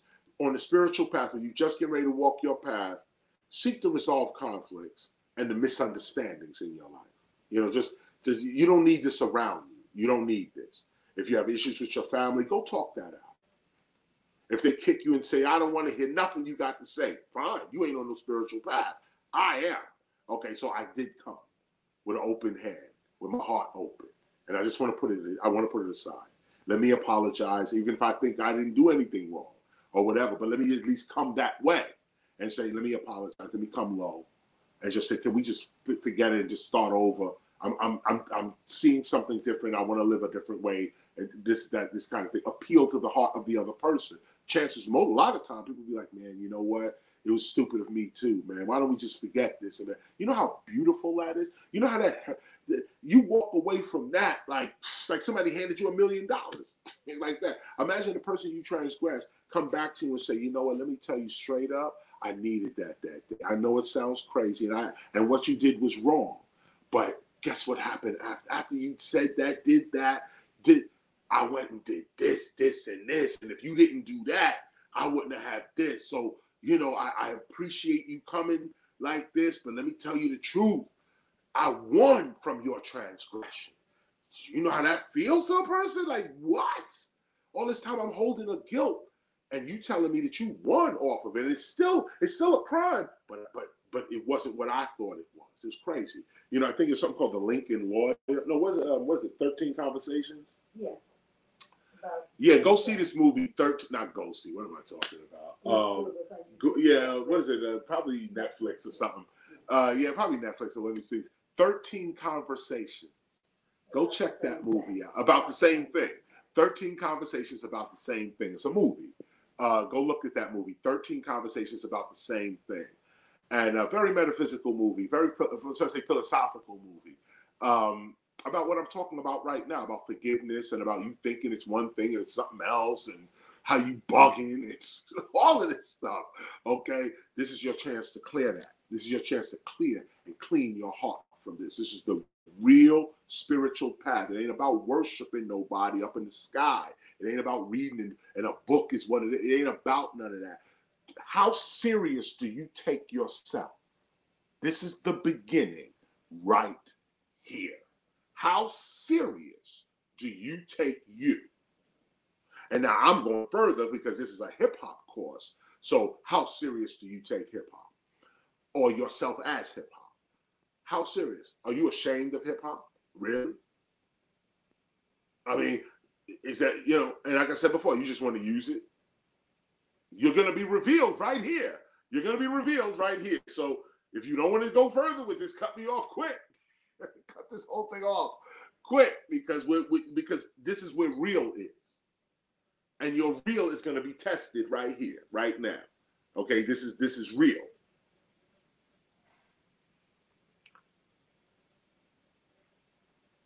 Let's go into D. This is the fourth step, final step in your preparation. Okay, let me just go back real quick. The first was an affirmation. Okay, get yourself ready. Affirmation over a 21-day period. The second step was look at your diet. Take a look at your diet. Food is mood. So take a look at your diet. Okay, lessen these things that you know ain't good for you. You ain't got to stop them. The body is resilient. But lessen them. Help the body help itself. C, which is the third step. Seek to cleanse your heart of guilt. And that comes with forgiveness. Reconcile with all enemies. Anybody who you think got a problem with you, at least try to reconcile with them. And usually the people are family members, really. Reconcile with that. Some are friends, of course, you know, and people you this, that, and the other. But most likely it's going to be the people nearest to you that are holding the most resentments, and you to them as well. Try to deal with that. The spiritual path demands that you deal with that right up at the top. You can't say you spiritual and holding these resentments in your heart. You're not really being spiritual. You haven't overcome that part of yourself. You're not pure yet. And so deal with that on C. It's forgiveness, the importance of forgiveness. And then, of course, at the end of C, there's a part here that says C, perform forgiveness, which is deeper into the divine performance. We'll get to that. But this connects with that. The final piece in terms of the steps taken. Right now, at this very moment, think about a space close to where you sleep, where you can set up an area to pray and study. This is important. It could be a space on the floor, a table, a shelf, or a window. It could be as small as a shoebox in a corner or as large as the entire bedroom or an entire bedroom. In any event, at your beginning, the space you set aside to pray and study should be near to where you sleep, if possible. After you've designated a space, choose a surface, a table, a shelf, a box, a crate, etc., to place in your sacred space. Such a surface is commonly called an altar. It is the physical place you go to alter your awareness from natural to divine. Where is that place you go to alter your consciousness from natural to divine? What do you touch? When I touch this, I'm divine. You'd be surprised, man. Like, you'd be surprised even just the placebo effect of this. It's like, when I touch this, I'm divine. You keep saying that to yourself. After a while, one day you touch it and you get a jolt. Like, oh, you've been saying it for 6 months. Now you tell, when I touch this, I'm divine. And one day you're not gonna say all that. You're just gonna be like this. Gee, you're gonna be like, oh, yo, because the affirmation is real. And people don't know that it's real because they don't practice it. But once you've practiced it and you see how real it is, I mean, it puts a smile on your face. And it also makes you look at other people like, wow, you're so blind. And this is where humility has to come, because you got to bring yourself low and just say, nope, you're not here to judge nobody. You're not here, but you're missing out. You're missing out. Your wildest dreams could be fulfilled if you just come to God. But nah, I don't want God. Why? Because the Christian got it in your mind that God is this other thing. And so you just saying, I don't want to deal with God. No way, no how. And because you watching God in a mainstream, say like rap and hip hop, you watch rap on TV. You're like, I don't have nothing to do with that. Blocks you from true hip hop and what you could really achieve there. And that's what the enemy wants. That's what the enemy wants. So on this path, we forgive the enemy first, because we realize that you ain't really an enemy. You're actually part of God. Okay, let me keep going. So anyway, this is called an altar. It is the physical place you go to alter your awareness from natural to divine. Where do you go? What do you touch? Where do you go to alter? Well, you say, this is where I go from natural to divine, right here. It is the place where you talk in the presence of God. It is in this place that you affirm your past, present, and future victories. This is a sacred space. Make this in your house. It could be as small as a shoebox. It could be an entire room. It could be a table on the room, in the room. Here you can cover your designated surface with a new and clean cloth. Then place upon your covered surface a candle or candles, your favorite oils, sprays, waters, incense, pictures of those you truly love and or admire, and this gospel of hip-hop open to either the freestyles or your favorite overstanding. After you've done this, thank God for your sacred space, and then repeat your affirmation 3 times and go to sleep in faith, in peace. Cleanse your environment with the establishment of your sacred space, and let not your space be violated. Believe in your spiritual reality, and it shall become real in your life. This is the key line. And right here, I just want to highlight only the last part, not the whole part of this D3. Not the whole part. Cleanse your environment with the establishment of your sacred space and let not your sacred space be violated. That's important. But what's most important is this piece right here on the next page. Believe. Oh, here we go. Here we go. Let me just get this right now. Believe in your spiritual reality and it shall become real in your life. This is the key right here. And this is why so many religions, at least the ones who are deliberately trying to colonize us, this is why they want our minds. This is why they want our minds. Because anything you believe in, you're going to spiritualize it. And especially if you're a spiritual people. Imagine getting a spiritual people to believe in you. Not, I am God, like the true God is here, and you want these savages to now believe in God. That was always the lie. They knew we were God from the beginning. And the idea was to get God to spiritualize their fake gods.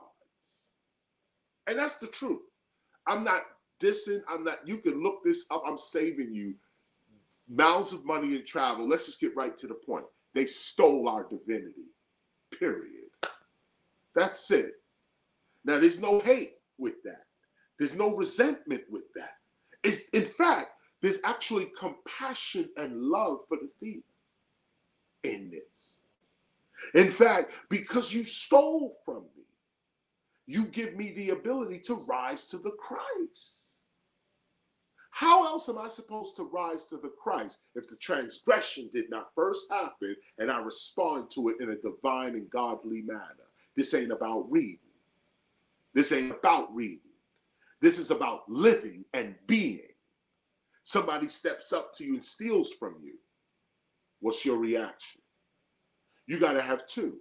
One is your human reaction. Damn, dude stole from me, man. Now I don't have my stuff. I've lost my stuff. That is a legitimate reaction. But now the other one. Let him have it. Nothing is ever truly lost. And God gives me everything and takes away. God giveth and taketh away. So therefore, I'm not attached to none of this stuff. Nothing that I have, nothing material I'm attached to. So of course it hurts. Of course I needed my stuff. Of course this is a setback for me. But guess what? I got somewhere else to go. In my own consciousness, I have somewhere else to go. And where do I go? To heaven, to the divinity, to God, who provides for me.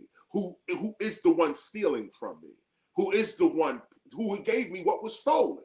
Okay, begin to live in this way. Nothing can hurt you.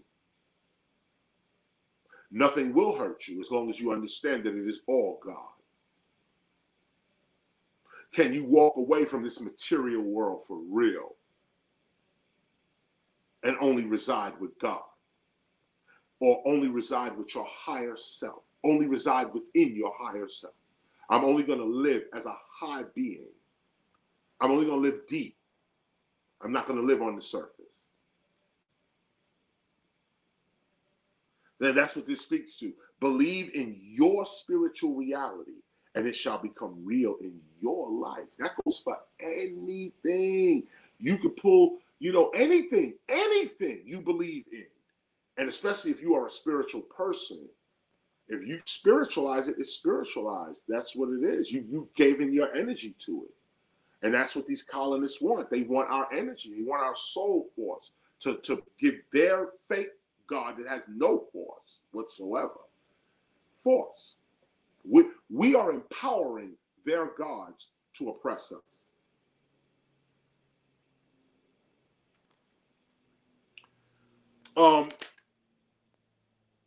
What I want to do here is take my first break. I just want to take a first break here. We've been going for a minute. Let me take the first break here real quick and return with the rest of our reading. Like I said, we're only going to read up to Perform God. I said I might go later, but no. What I'm going to do is just read to Perform God. But right now, I'm going to take a break. Right now, take our first break. This is the Temple of Hip Hop. I am KRS-ONE, and this is our first break.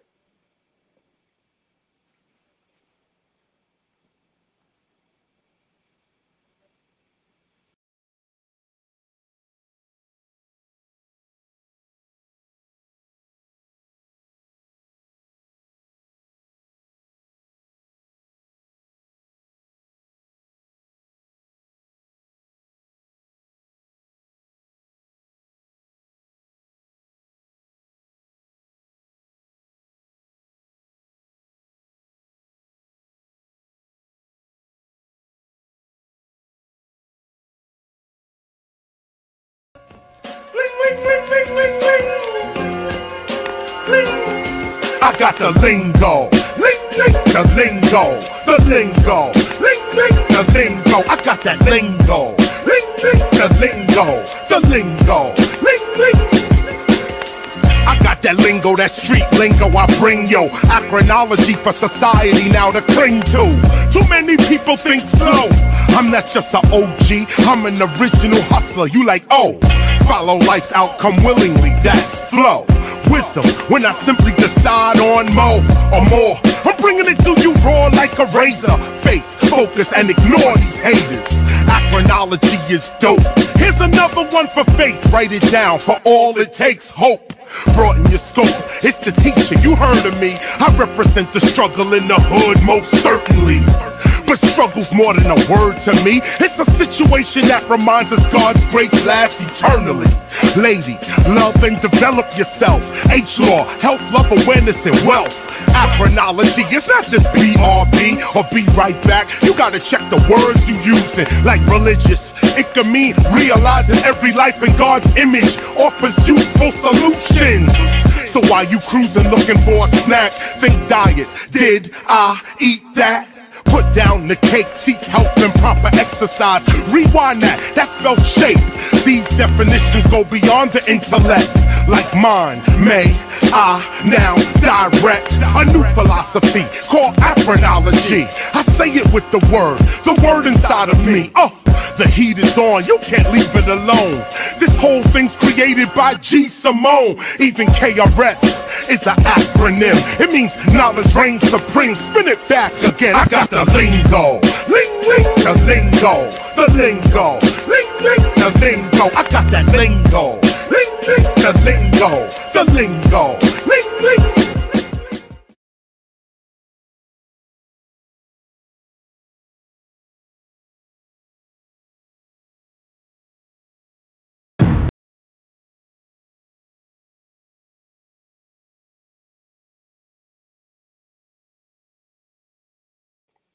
Okay, so we're back.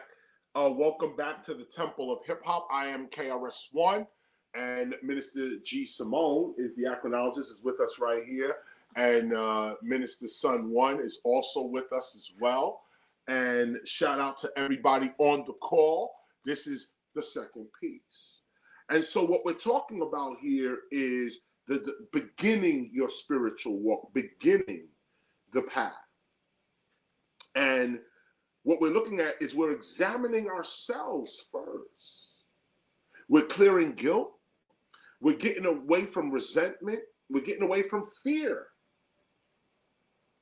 And we're bringing confidence to ourselves in these steps. And you'd be surprised how an affirmation and a change of your diet can change your life. So I'm on page 147. Let us continue now. So at an average rap concert, there is usually an opening act or acts followed by a headliner. Attuned hip hoppers and experienced rap fans alike have learned that great opening acts that have been successful have always shouted praise to the headliner and have always sought to align their performance to that of the headliners. The opening act performs with an understanding that the headliner is sure to follow with an even more elaborate performance. It is the headliner who closes the show. Similarly, attuned hip hoppers know that God is the true headliner in every arena of life. Even if the hip hopper is a headliner in the world, the attuned hip-hopper remains an opening act to God. As an opening act, the attuned hip-hopper performs life in spirit, knowing that God will close the show. Now, I want you to just highlight that real quick. This is paragraph 12. We're not doing the whole paragraph, just this last part right here. Highlight this. As an opening act, the attuned hip-hopper performs life in spirit, knowing that God will close the show. Highlight that.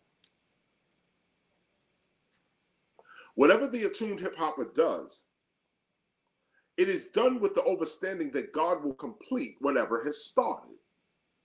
When this truth is realized, one's actions will reflect such a realization.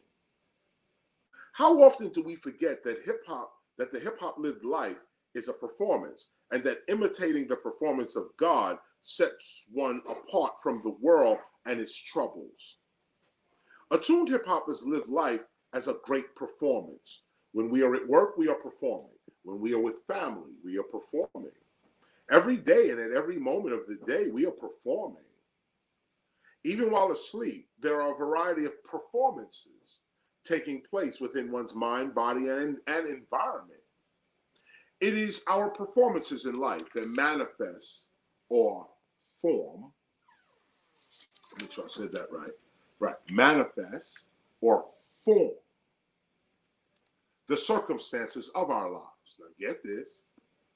But we're highlighting, we're going to go ahead and highlight 16 and 17. I'm just fighting some gnat over here, something trying to crawl on me. 16 and 17, we're going to highlight 16 and 17. Let me read it for you. Each performance is literally a preformed dance or a performance, an action that creates and forms life circumstances. An action that creates life circumstances. Therefore, attuned hip-hoppers align their performances to God's performance, remaining protected, prosperous, and at peace, in harmony with the will of God in their lives continuously. Dancing with God protects you, guides you, and keeps you in tune with God's will. If you dancing with God, you know God's will. Those who say, I don't know what is God's will, God willing. If you dancing with God, you know God's will. You're the partner moving with God. Highlight all of 16. Okay, here's 17. For when God's personality is a habit in your life, did you hear that? When God's personality is a habit in your life, victory over the streets is inevitable and constant. And when God is enough for you, peace shall always be with you. This performance ensures one's longevity as an MC, DJ, graffiti writer, etc. Highlight 16 and 17. I am living proof of this paragraph right here. I am living proof of this paragraph right here. This is why I'm teaching it. This is what it is. I'm teaching in real time. This is what it is right here. I have lived this out. This is it right here. I'm living proof of this right here. This is what it is, y'all. Here you go. Each performance is literally a preformed dance or a performance. Preform. It's the form that we're taking before the form appears.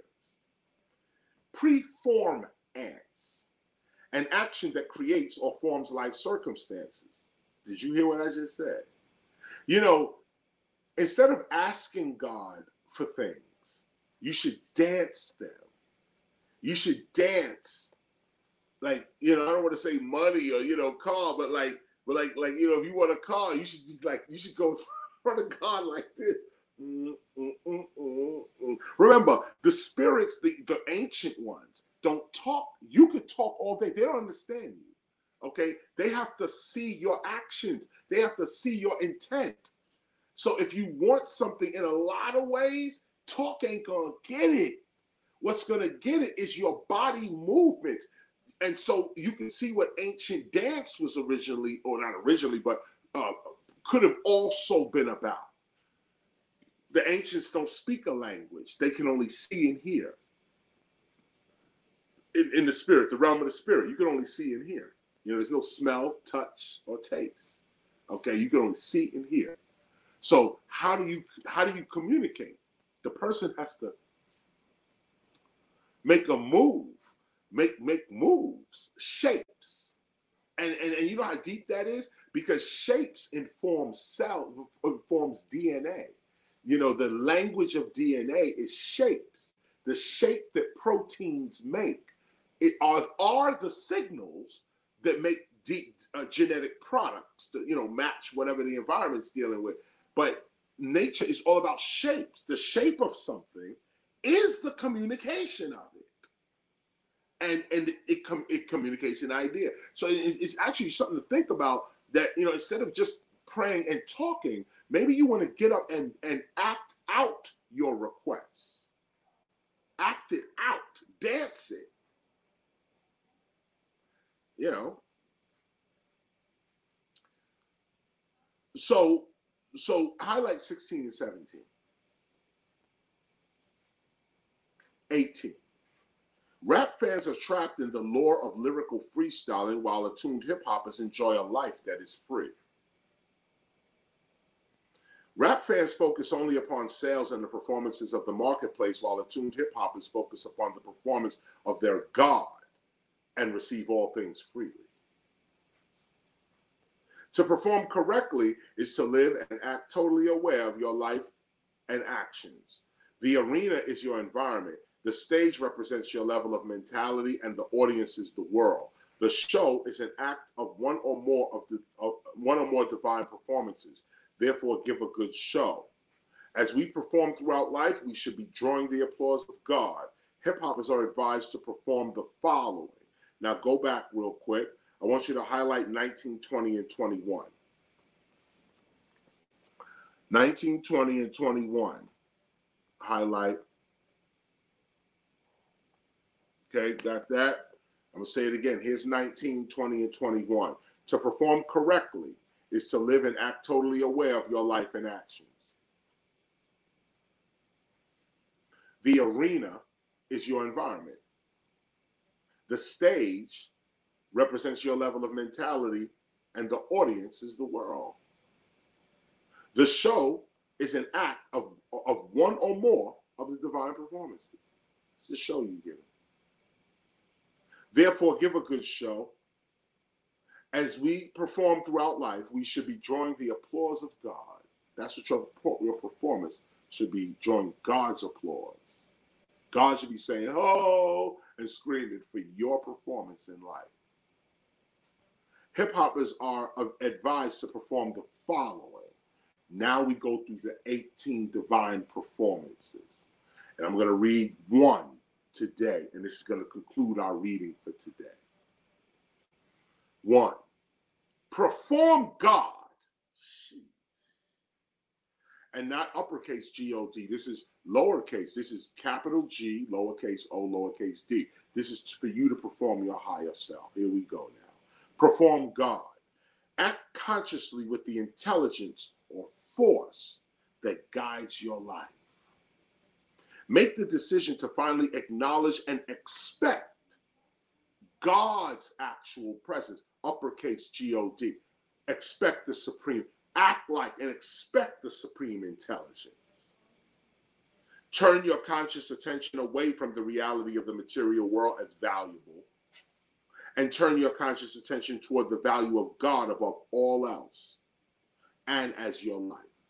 God is my life, and God is the value above all else. Put God first in your life. This is all uppercase God, supreme intelligence, cosmic consciousness. Put that first in your life. Throughout the day, make an effort to raise your heart and mind to the acts of God, lowercase G-O-D, the acts of your higher self. Act like your higher self would act. Act like your God would act. Speak like your God would speak. Love like your God would love. God is not a name. It is a nature. Acknowledge the nature that has governed and guided your life. Be God's will on earth. Be the love. Align your spirit through visualization to the totality of your God, your divinity. Act out of the highest comprehended good. Why is that so? Just every day, act out of your, whatever you believe is the highest good. Act out of that. Act from that place. This is so empowering. This is what brings you to divinity. Act out of your highest comprehended good. Act and speak on behalf of your God, the love. Develop the ability to care unconditionally for yourself and others. And notice, unconditional love. People apply that always to other people, never to themselves. Okay? Be the actual personality of God in the lives of others. Be the actual personality of God in the lives of others. Answer the prayers of those in need. Do God's work in the world. Can you walk like this? Act out the personality of your God and live in the character of your wiser self. Express the love of your God and see your God's finished work in everything and everyone. And notice all of these gods are lowercase. This is your higher being. This is the character of divinity. The most important training you can do for yourself in life is to practice living in the presence and personality of your God, of your higher self, which is the love that is a true friend to all in its presence. Such a practice leads to peace and strength. Practice thinking through the mind of your God. Perceive in God. Openly perform the personality of your God everywhere and anywhere you are. And do not be ashamed or become discouraged by your own uniqueness. God is your nature. Perform your God in God. Perform your lowercase G-O-D. Perform your higher self in uppercase G-O-D. Perform your God in God. Direct yourself. Teach yourself. Govern yourself. Heal yourself. Guide yourself. And most of all, love yourself. Why don't we go ahead and highlight that? We're highlighting 4. We're highlighting paragraph 4 of Perform God. Here it is again. Practice thinking through the mind of your God. That's it. That's it. Practice thinking through the mind of your God. Practice being a higher being. Like imagine you say, I want to be a higher being, but we never practice it. We say it, and then we go right back to whatever we was doing. Imagine that. We say it, but then we go right back to what we doing. Like every Halloween, everybody dresses up like everything, okay, except God. What is it? And what is the God costume? Well, if you used to dress up like God, what would you wear? What would you really put on? What would God look like? What? And maybe that's why people don't dress up like God. Or I would argue that on Halloween, to walk outside as you are is to put on the costume of God.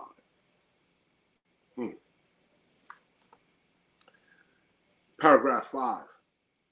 God is the total. Oh, and make sure you highlight paragraph 4. Okay. Matter of fact, I didn't read the whole thing again. Practice thinking through the mind of your God. Perceive in God. Openly perform the personality of your God everywhere and anywhere you are. And do not be ashamed or become discouraged by your uniqueness. God is your nature. Perform your God in God. Direct yourself. Teach yourself. Govern yourself. Heal yourself. Guide yourself. And most of all, love yourself. Paragraph 5. God, the totality and unified consciousness of all existence, the all, is one event. Ultimately, there is no other God, power, but God. Without name, without form, everywhere and nowhere, God is God. Capital G-O-D is capital G-O-D. As an attuned hip-hopper, God is the nature that sustains you. This is our definition of God. What is God? God is the nature that sustains me. Let's go ahead and highlight that. Just that end, just the end, just that end, the end of paragraph 5. Okay? And this is our explanation. It's not the best explanation, but it's ours. What is God? God is the nature that sustains us. The nature that sustains us is God. Happy and secure is the one who acknowledges no other power as their God except God. Value only God. See only God. Trust only God. Live and act in the image of your God. See only God, it was uppercase, supreme intelligence. You see this. And I'm not going to keep going back and forth. You got to get the gospel of hip hop if you don't have it. Those that have it, read along with me. You can see the coded language within it. See only God. Trust only God. Live and act in the image of your God. It is indeed a fact that you can never be hurt. You can never be hurt by the immaturity of others when you act selflessly on behalf of God. Hurt comes when you place your immediate interest over the presence of God. Remember, the key is to keep God first in your life. You can never be hurt. However, it is of extreme importance that you not force your interpretation of God upon others. God is real, but God is not real for everyone. As difficult as this may sound, try to understand that knowledge of God is a privilege. Do not force your privilege upon others or expect others to see what you see. For us, God is a bloodline. Everyone does not possess the nature of God. They may respect and revere the godly life, but they themselves are not yet prepared to commit to such a life themselves. Only those who are born for God shall commit to such a life. Let's go ahead and highlight that too. Let me read it again. This is very important because it's also a distinction in the hip-hop spiritual path versus some others. For us, God is a bloodline. Everyone does not possess the nature of God. They may respect and revere the godly life, but they themselves are not yet prepared to commit to such a life themselves. Only those who are born for God shall commit to such a life. And this is the litmus test, right? Litmus test right here. Okay, this is it right here. If you seeking God, it's because you from God. Those who ain't even from God ain't seeking God. Now keep in mind that we all stem from the mind of the universe. We all stem from God. But even God and God's infinite intelligence does not reveal herself to everyone. God only reveals herself to those who's going to do God's work, and God knows who God's putting into God's reality to do God's work. You may be one of them people. Are you doubting yourself? Are you swamped by guilt? I mean, come on. You might be one of these people. You're on the call right now, and everybody on this call, I'm telling you right now, you are a divine being. I'm only attracting to the call divine beings. I'm not attracting people to call with problems and all types of hang-ups and mental. I'm not, I mean, respect due to all that. But that's not what this is. This is about civilization building, real cultural legacy, generational wealth, enlightenment through our culture, hip-hop. That's what this is about. Strength. Spiritual, mental strength. That's what this is about. How serious are you? How serious are you?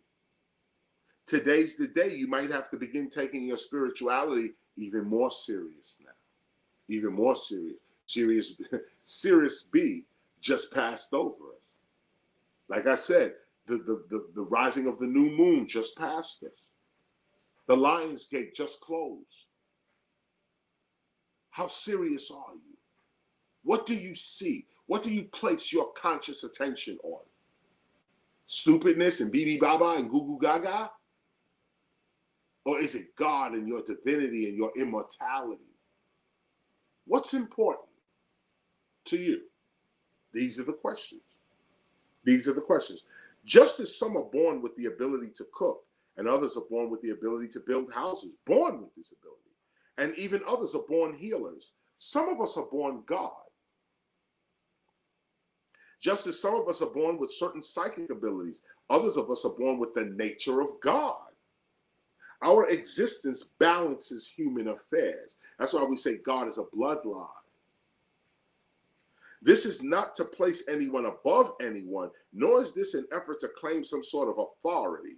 But in all truth, some people are born to love God. Are you one of those people? Are you? That's what we asking the whole time. Are you one of these people?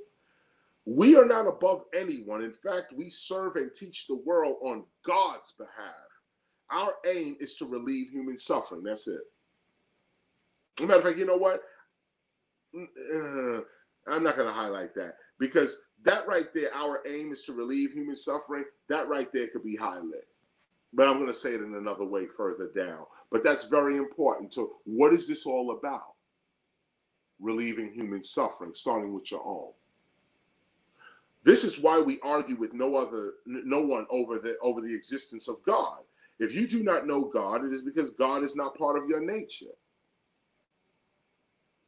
It doesn't mean that you are a bad or immoral person. It simply means that you were not born for that understanding and or purpose.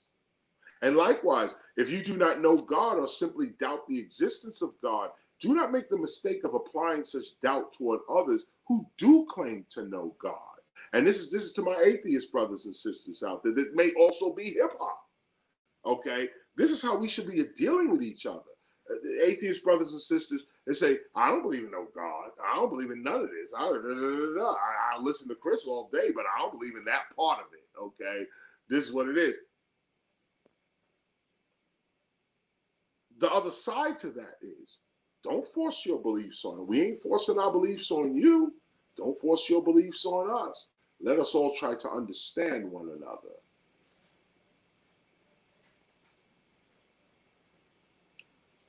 Let us all accept each other as we are. And let us hold each other accountable to the natures that we claim to possess. Those who truly know God express God. In fact, we have no choice in such expression. God is our nature. God is in our blood. And there is no condemnation of the atheist communities, of atheist communities who are free to act according to their own godless nature. For it doesn't matter what you believe or don't believe. The real point is how do your views and values make you a better person, more tolerant and understanding of people? How do your views, values, and beliefs benefit those around you? How are you making things better? However, if God is your nature, and you truly feel the presence of God, and you are naturally drawn toward the things of the Spirit, it is of extreme importance that you outwardly perform the nature of your God whenever and wherever you are invited to do so. Performing God is also about bringing spiritual reality into physical reality when needed. It makes no sense to claim a relationship with God and then have no real power on earth and no real power in the world. At some point, we must mature from being consumers of God to becoming producers of God. Temple members produce the effects of God as needed toward the relief of human suffering. We perform the nature of God openly for the benefit of all. Now let's go ahead and underline that, because that's why I said later on I say that a little differently. But it's the same concept. Go ahead and it's 16. Let's highlight 16 And I'm going to say it again. And let me say this too, that this 16 goes with the last sentence of 10. You can underline it because it's important that you remember the last sentence of paragraph 10. Our aim is to relieve human suffering. This is it. Okay, that's it. Okay, now go over to 16 and highlight 16. At some point, we must mature from being consumers of God to becoming producers of God.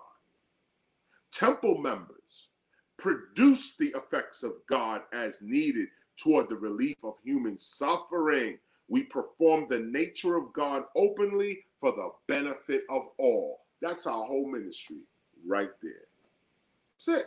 That's the whole ministry. That's the point to it right there. Paragraph 16. Let's move on. Now, paragraph 17. Nothing is more empowering than a real relationship with God, as John Bunyan has pointed out. Quote, he who runs from God in the morning will scarcely find him the rest of the day. End quote. Perform God.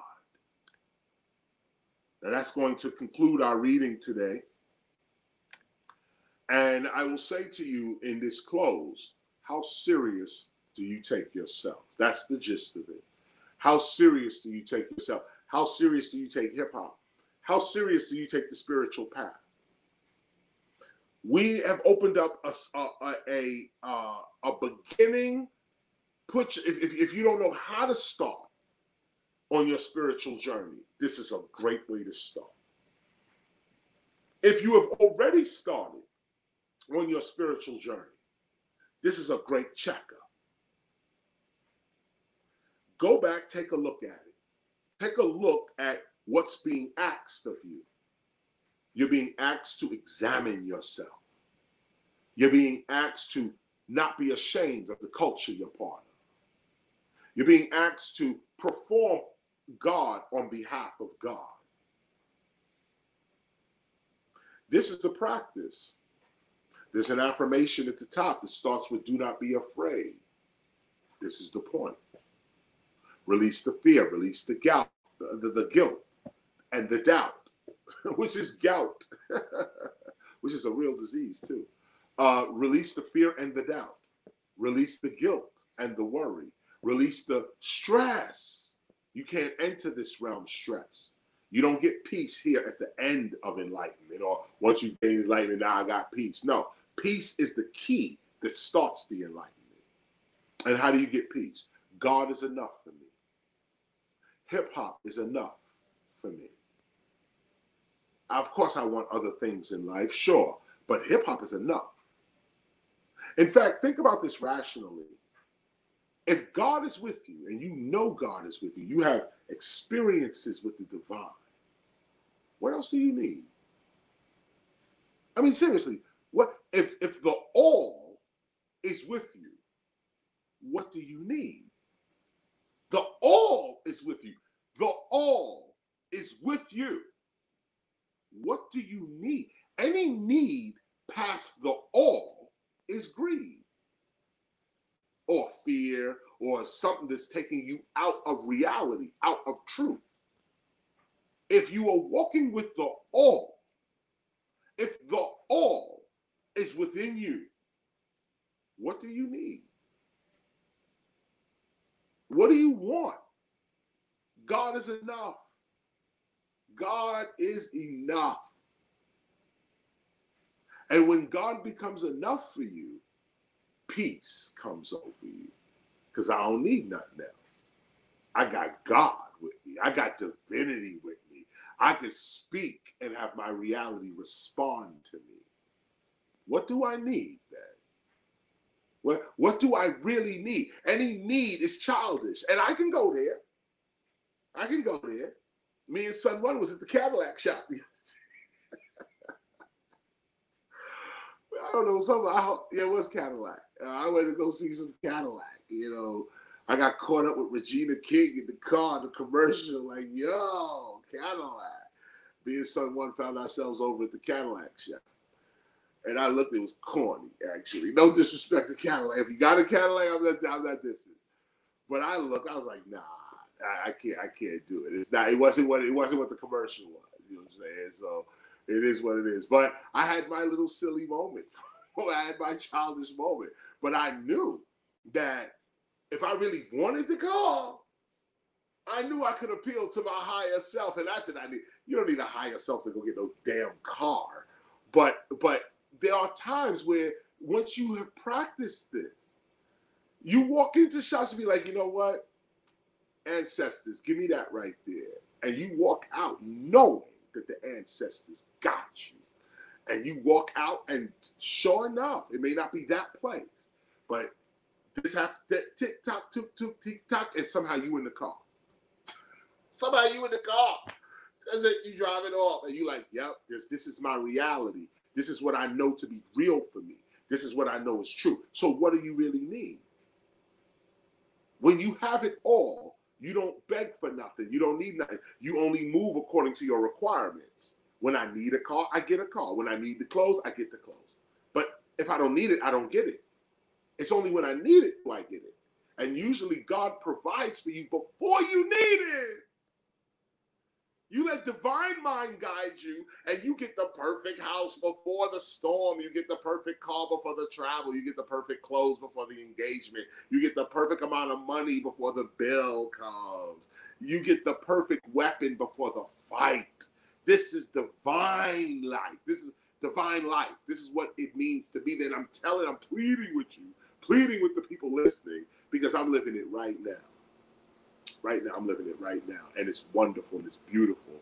And it is what it is. So I say that, and that's the end of this week's lesson. Perform God. Perform your higher self.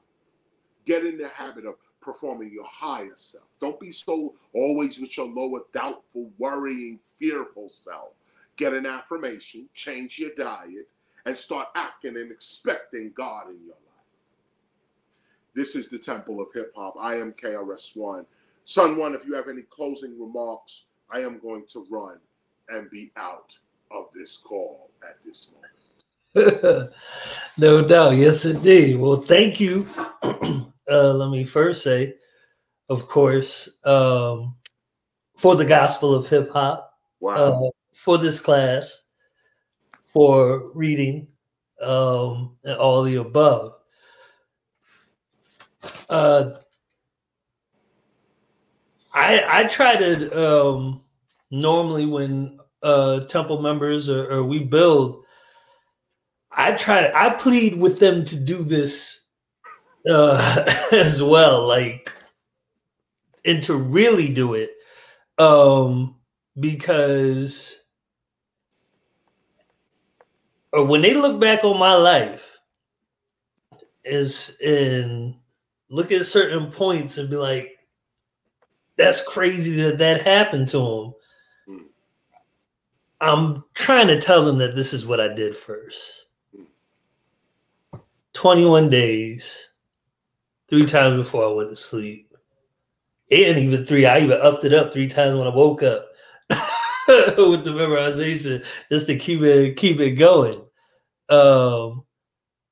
That no, and I knew because the very first time I did it, everything changed. My whole situation, everything changed. And so when I found myself back into a new position that I didn't like or didn't necessarily care so much for, I said, no, I got to do this again. Did it again. And it was like the crazy happened. And I'm not going to say what it was. People need to mind their business. But this is with me and God, and God showing me, without a doubt. It's like, no, where I'm sure people are going to look back like, yo, Son One really believed that. Like, it was so, like, he wasn't BSing with his faith like that. And I'm trying to tell y'all is because in physical manifestation, in my life. It happened, and not just being with TEACHA, but other things, or all of life for me, making it possible to do things like this, to be where I needed, or where I felt I needed to be, which is where I needed to be because that's where God put me. All that was me putting this into practice, literally. Even just everything about Perform God and the divine performance. But I could hear it as you were reading it, the Perform God, like, right, that's what I was doing. That's what I was doing. I was, and my reasoning for it, or my intention for it, was to help aid in relieving human suffering. And it's like it all just came together. So that's why I kind of go hard on people's intentions, because like you said, no, this is where I send the one, it's gonna get revealed really what it is. Like this is saying specific things that it's like, no, you are attracted to God because you are God's and your purpose is from God.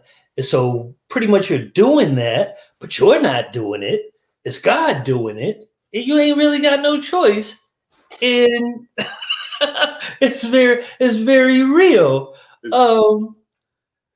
Which is why it's like, nah, or I feel as though I'm on a divine performance ride, or the ride of God. God is just making it do what it do. And to really have those, or these understandings, it's like, it does make us different, really, from everybody else. They would say that we're blasphemous. This is crazy. Hitler, who? Right. What? No, but it's, to me, you should have had an inkling of that before, because it's like other religions say things like that. They say God is in control of everything. So you use your logic and say, okay, then that means everything. And when something happens, you're like, oh no, but that was the devil. Yeah. Or that was that. They said, wait a minute, but you told me God was in control of everything. Right. And doing everything. God is the all-powerful. There's no power above God, and that's it. Is it or is it not? And to me, clearly, people like the teacher and myself who feel, no, that is it. God is the only power in doing it all, whether we like it or not, that this is where you end up. And this is it for the people on this call to really understand that. I know, or you may still be where you are and think that you should be somewhere else, but in my humblest opinion, this is the temple of God, and at its highest peak, before, right, before actually being, or not that you're not now, but in the realm of consciousness, when you rejoin, or when you let this body go and rejoin. Aside from that, this is it, in my opinion. Too, let me say. I concur, because this is it, and it's not that this is it, and it's a high honor and a high burden. It's a suffering and it's a joy, because again, like I was saying, to see our brothers and sisters, dropping off from these diseases that are preventable. This is the toxicity of the rich life. you know, so you could eat anytime you want, drink anything you want, you know, treat your body any way you want because you're rich, you know, because you get, but now we starting to see like, nah, you know, that bowl of cream of wheat or that rice and beans, you know, with no meat, you know, like that will save your life, like straight up save your life. And it's a sad situation. Like, you know, I've been preaching this for years, pleading, please let us realize who we are and take better care of ourselves. But we was 20, we was 30. It didn't matter then. Scarfs of ice cream were going down. Steaks and big ones too. Oh, it's crazy. Okay, everything's happening. Fried food, other things. And you can't get it through. But now we're in our 50s, we're in our 60s. You know, everybody's coming around to that, and it's like, whoa, wait a minute, time to pay now. Everybody paying now, and it's like, and it's a sad. It's almost depressing. It's like, man, you know, like, man, you know, and I'm not looking at myself. It's actually more of a motivation for me. I'm like, let me stay. It's like a motivation. Let me stay on my water. Let me stay on my echinacea. Let me stay on my. Let me stay on what I'm doing, walking, right. You know, do what I got to do, because I'm noticing it's not just about celebrities. You know, you hear this is, you know, 55 black male, you know, we dying of heart disease, kidney failure, and diabetes. That's not even, that ain't even rappers. That's just black people, okay? That's just it, okay? And the doctors are telling us, you know, you black men in particular, you know, your salt intake is a little high, your sugar, you're hitting your heart too much. You know, this, that, and the other. And we're not paying attention. We're not listening. We're shirking it off and going for the fried chicken. And it's like, no, yeah. And when you're young, sure, your body can hit that. And in a lot of ways, your body needs to get hit like that when you're young. But if you start hitting past 40, once you get past 40, 45, nah, dude, you're going to have to start to pay attention to what you put out. Yes, indeed. And or also another look at that is, or from what I see, I feel as though God is really speaking to our culture through these deaths as well. Yeah. Because this is like a constant barrage, is week after week after week after week. Every week we get on the phone, it's somebody. Yeah. Zumbi from Zion I, big on the West Coast in the in the Bay Area. Wow. And I want to say a couple of more too as well, but it's like I keep seeing people like Grandmaster Caz and all these are our elder pioneers of hip hop that no, they're constantly saying something. It's like, no, you're not, or we're not supposed to live like that. We're not supposed to live in a constant state of mourning and every week death. That's not, or that's why I feel like, no, there's a wake up, and it'd be wise for them to really ask, like, what is going on? And clearly that there's something, or that hip hoppers need to change quickly about themselves. And it's not even just, I mean, it's everybody. It's everybody. It's not a blame on hip hoppers, but it's almost like, or for me, the communication from God is saying, pay attention, because this is who I am using these in order to tell y'all to pay attention. Now, it's either we can look at that as a real communication, or take it as everybody else and just say, no, people are dying. It's accepted. Right. It's like it's our choice to get serious. Like you said, teacher, that rich life isn't necessarily the healthiest without discipline and self-control. Right. And even sometimes with that, it's not. No doubt. The rich life is toxic.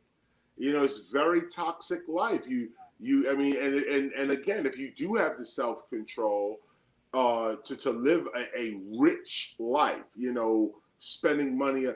I mean, like I said, it's a toxic life. If you do have even when you do have the control tells you shouldn't be living this life. So it's like what you want is wealth. You want to live well, and like whatever it takes to live well. If it takes $1 million a day to live well, then just live well.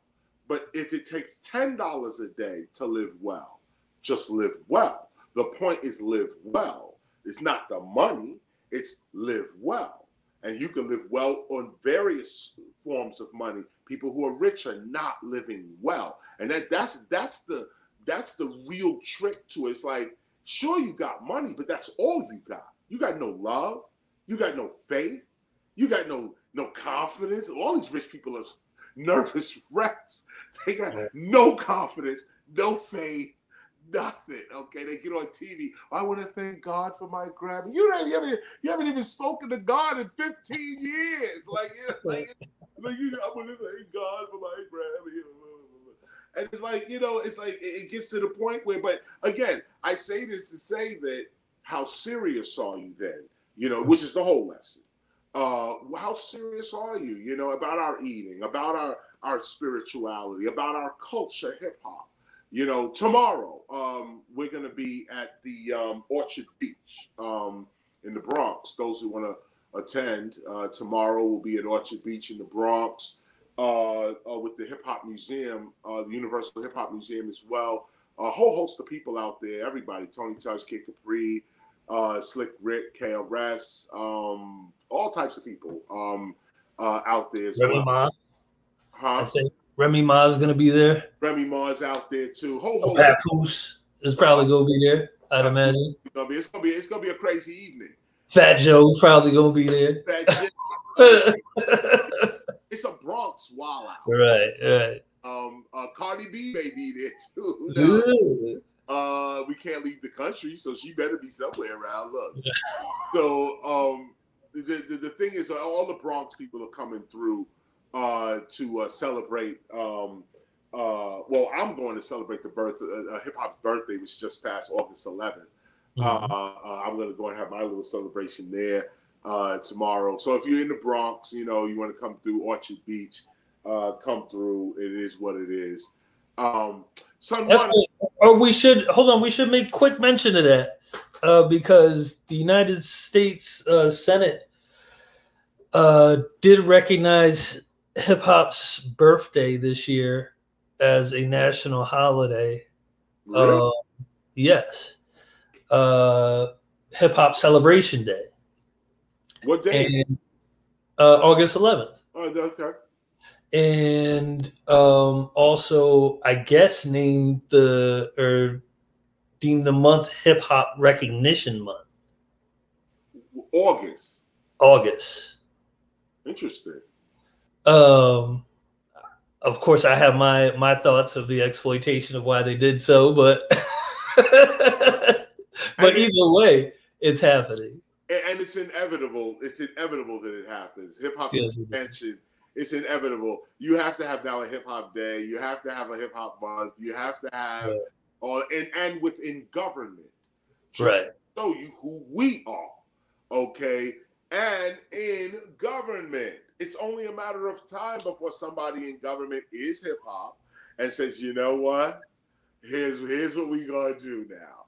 It's inevitable. If you read any of the history books, we are following the trajectory of any global culture with a global spiritual base and an economic madness that comes out of that. You think people are exploiting hip hop now? You have not seen nothing yet. Hip hop has just cracked a little bit. 10 billion a year is like a drop in hip hop's bucket, and these people are scrounging for the crumbs, like, oh, and people are saying, well, they're exploiting hip hop. They took it all and threw it away. You have no idea what's about to jump off. No idea what's about to jump off. Hip hop is so crazy. I mean, just look at what K Slade did the other day. Just like every week is some other craziness. Those that really appreciate the culture are really coming forward, and we all stepping up and making it happen. And so, you know, there it is. So there it is. There it is. Big up, Son One, Temple of Hip Hop all day. Hip. Ha.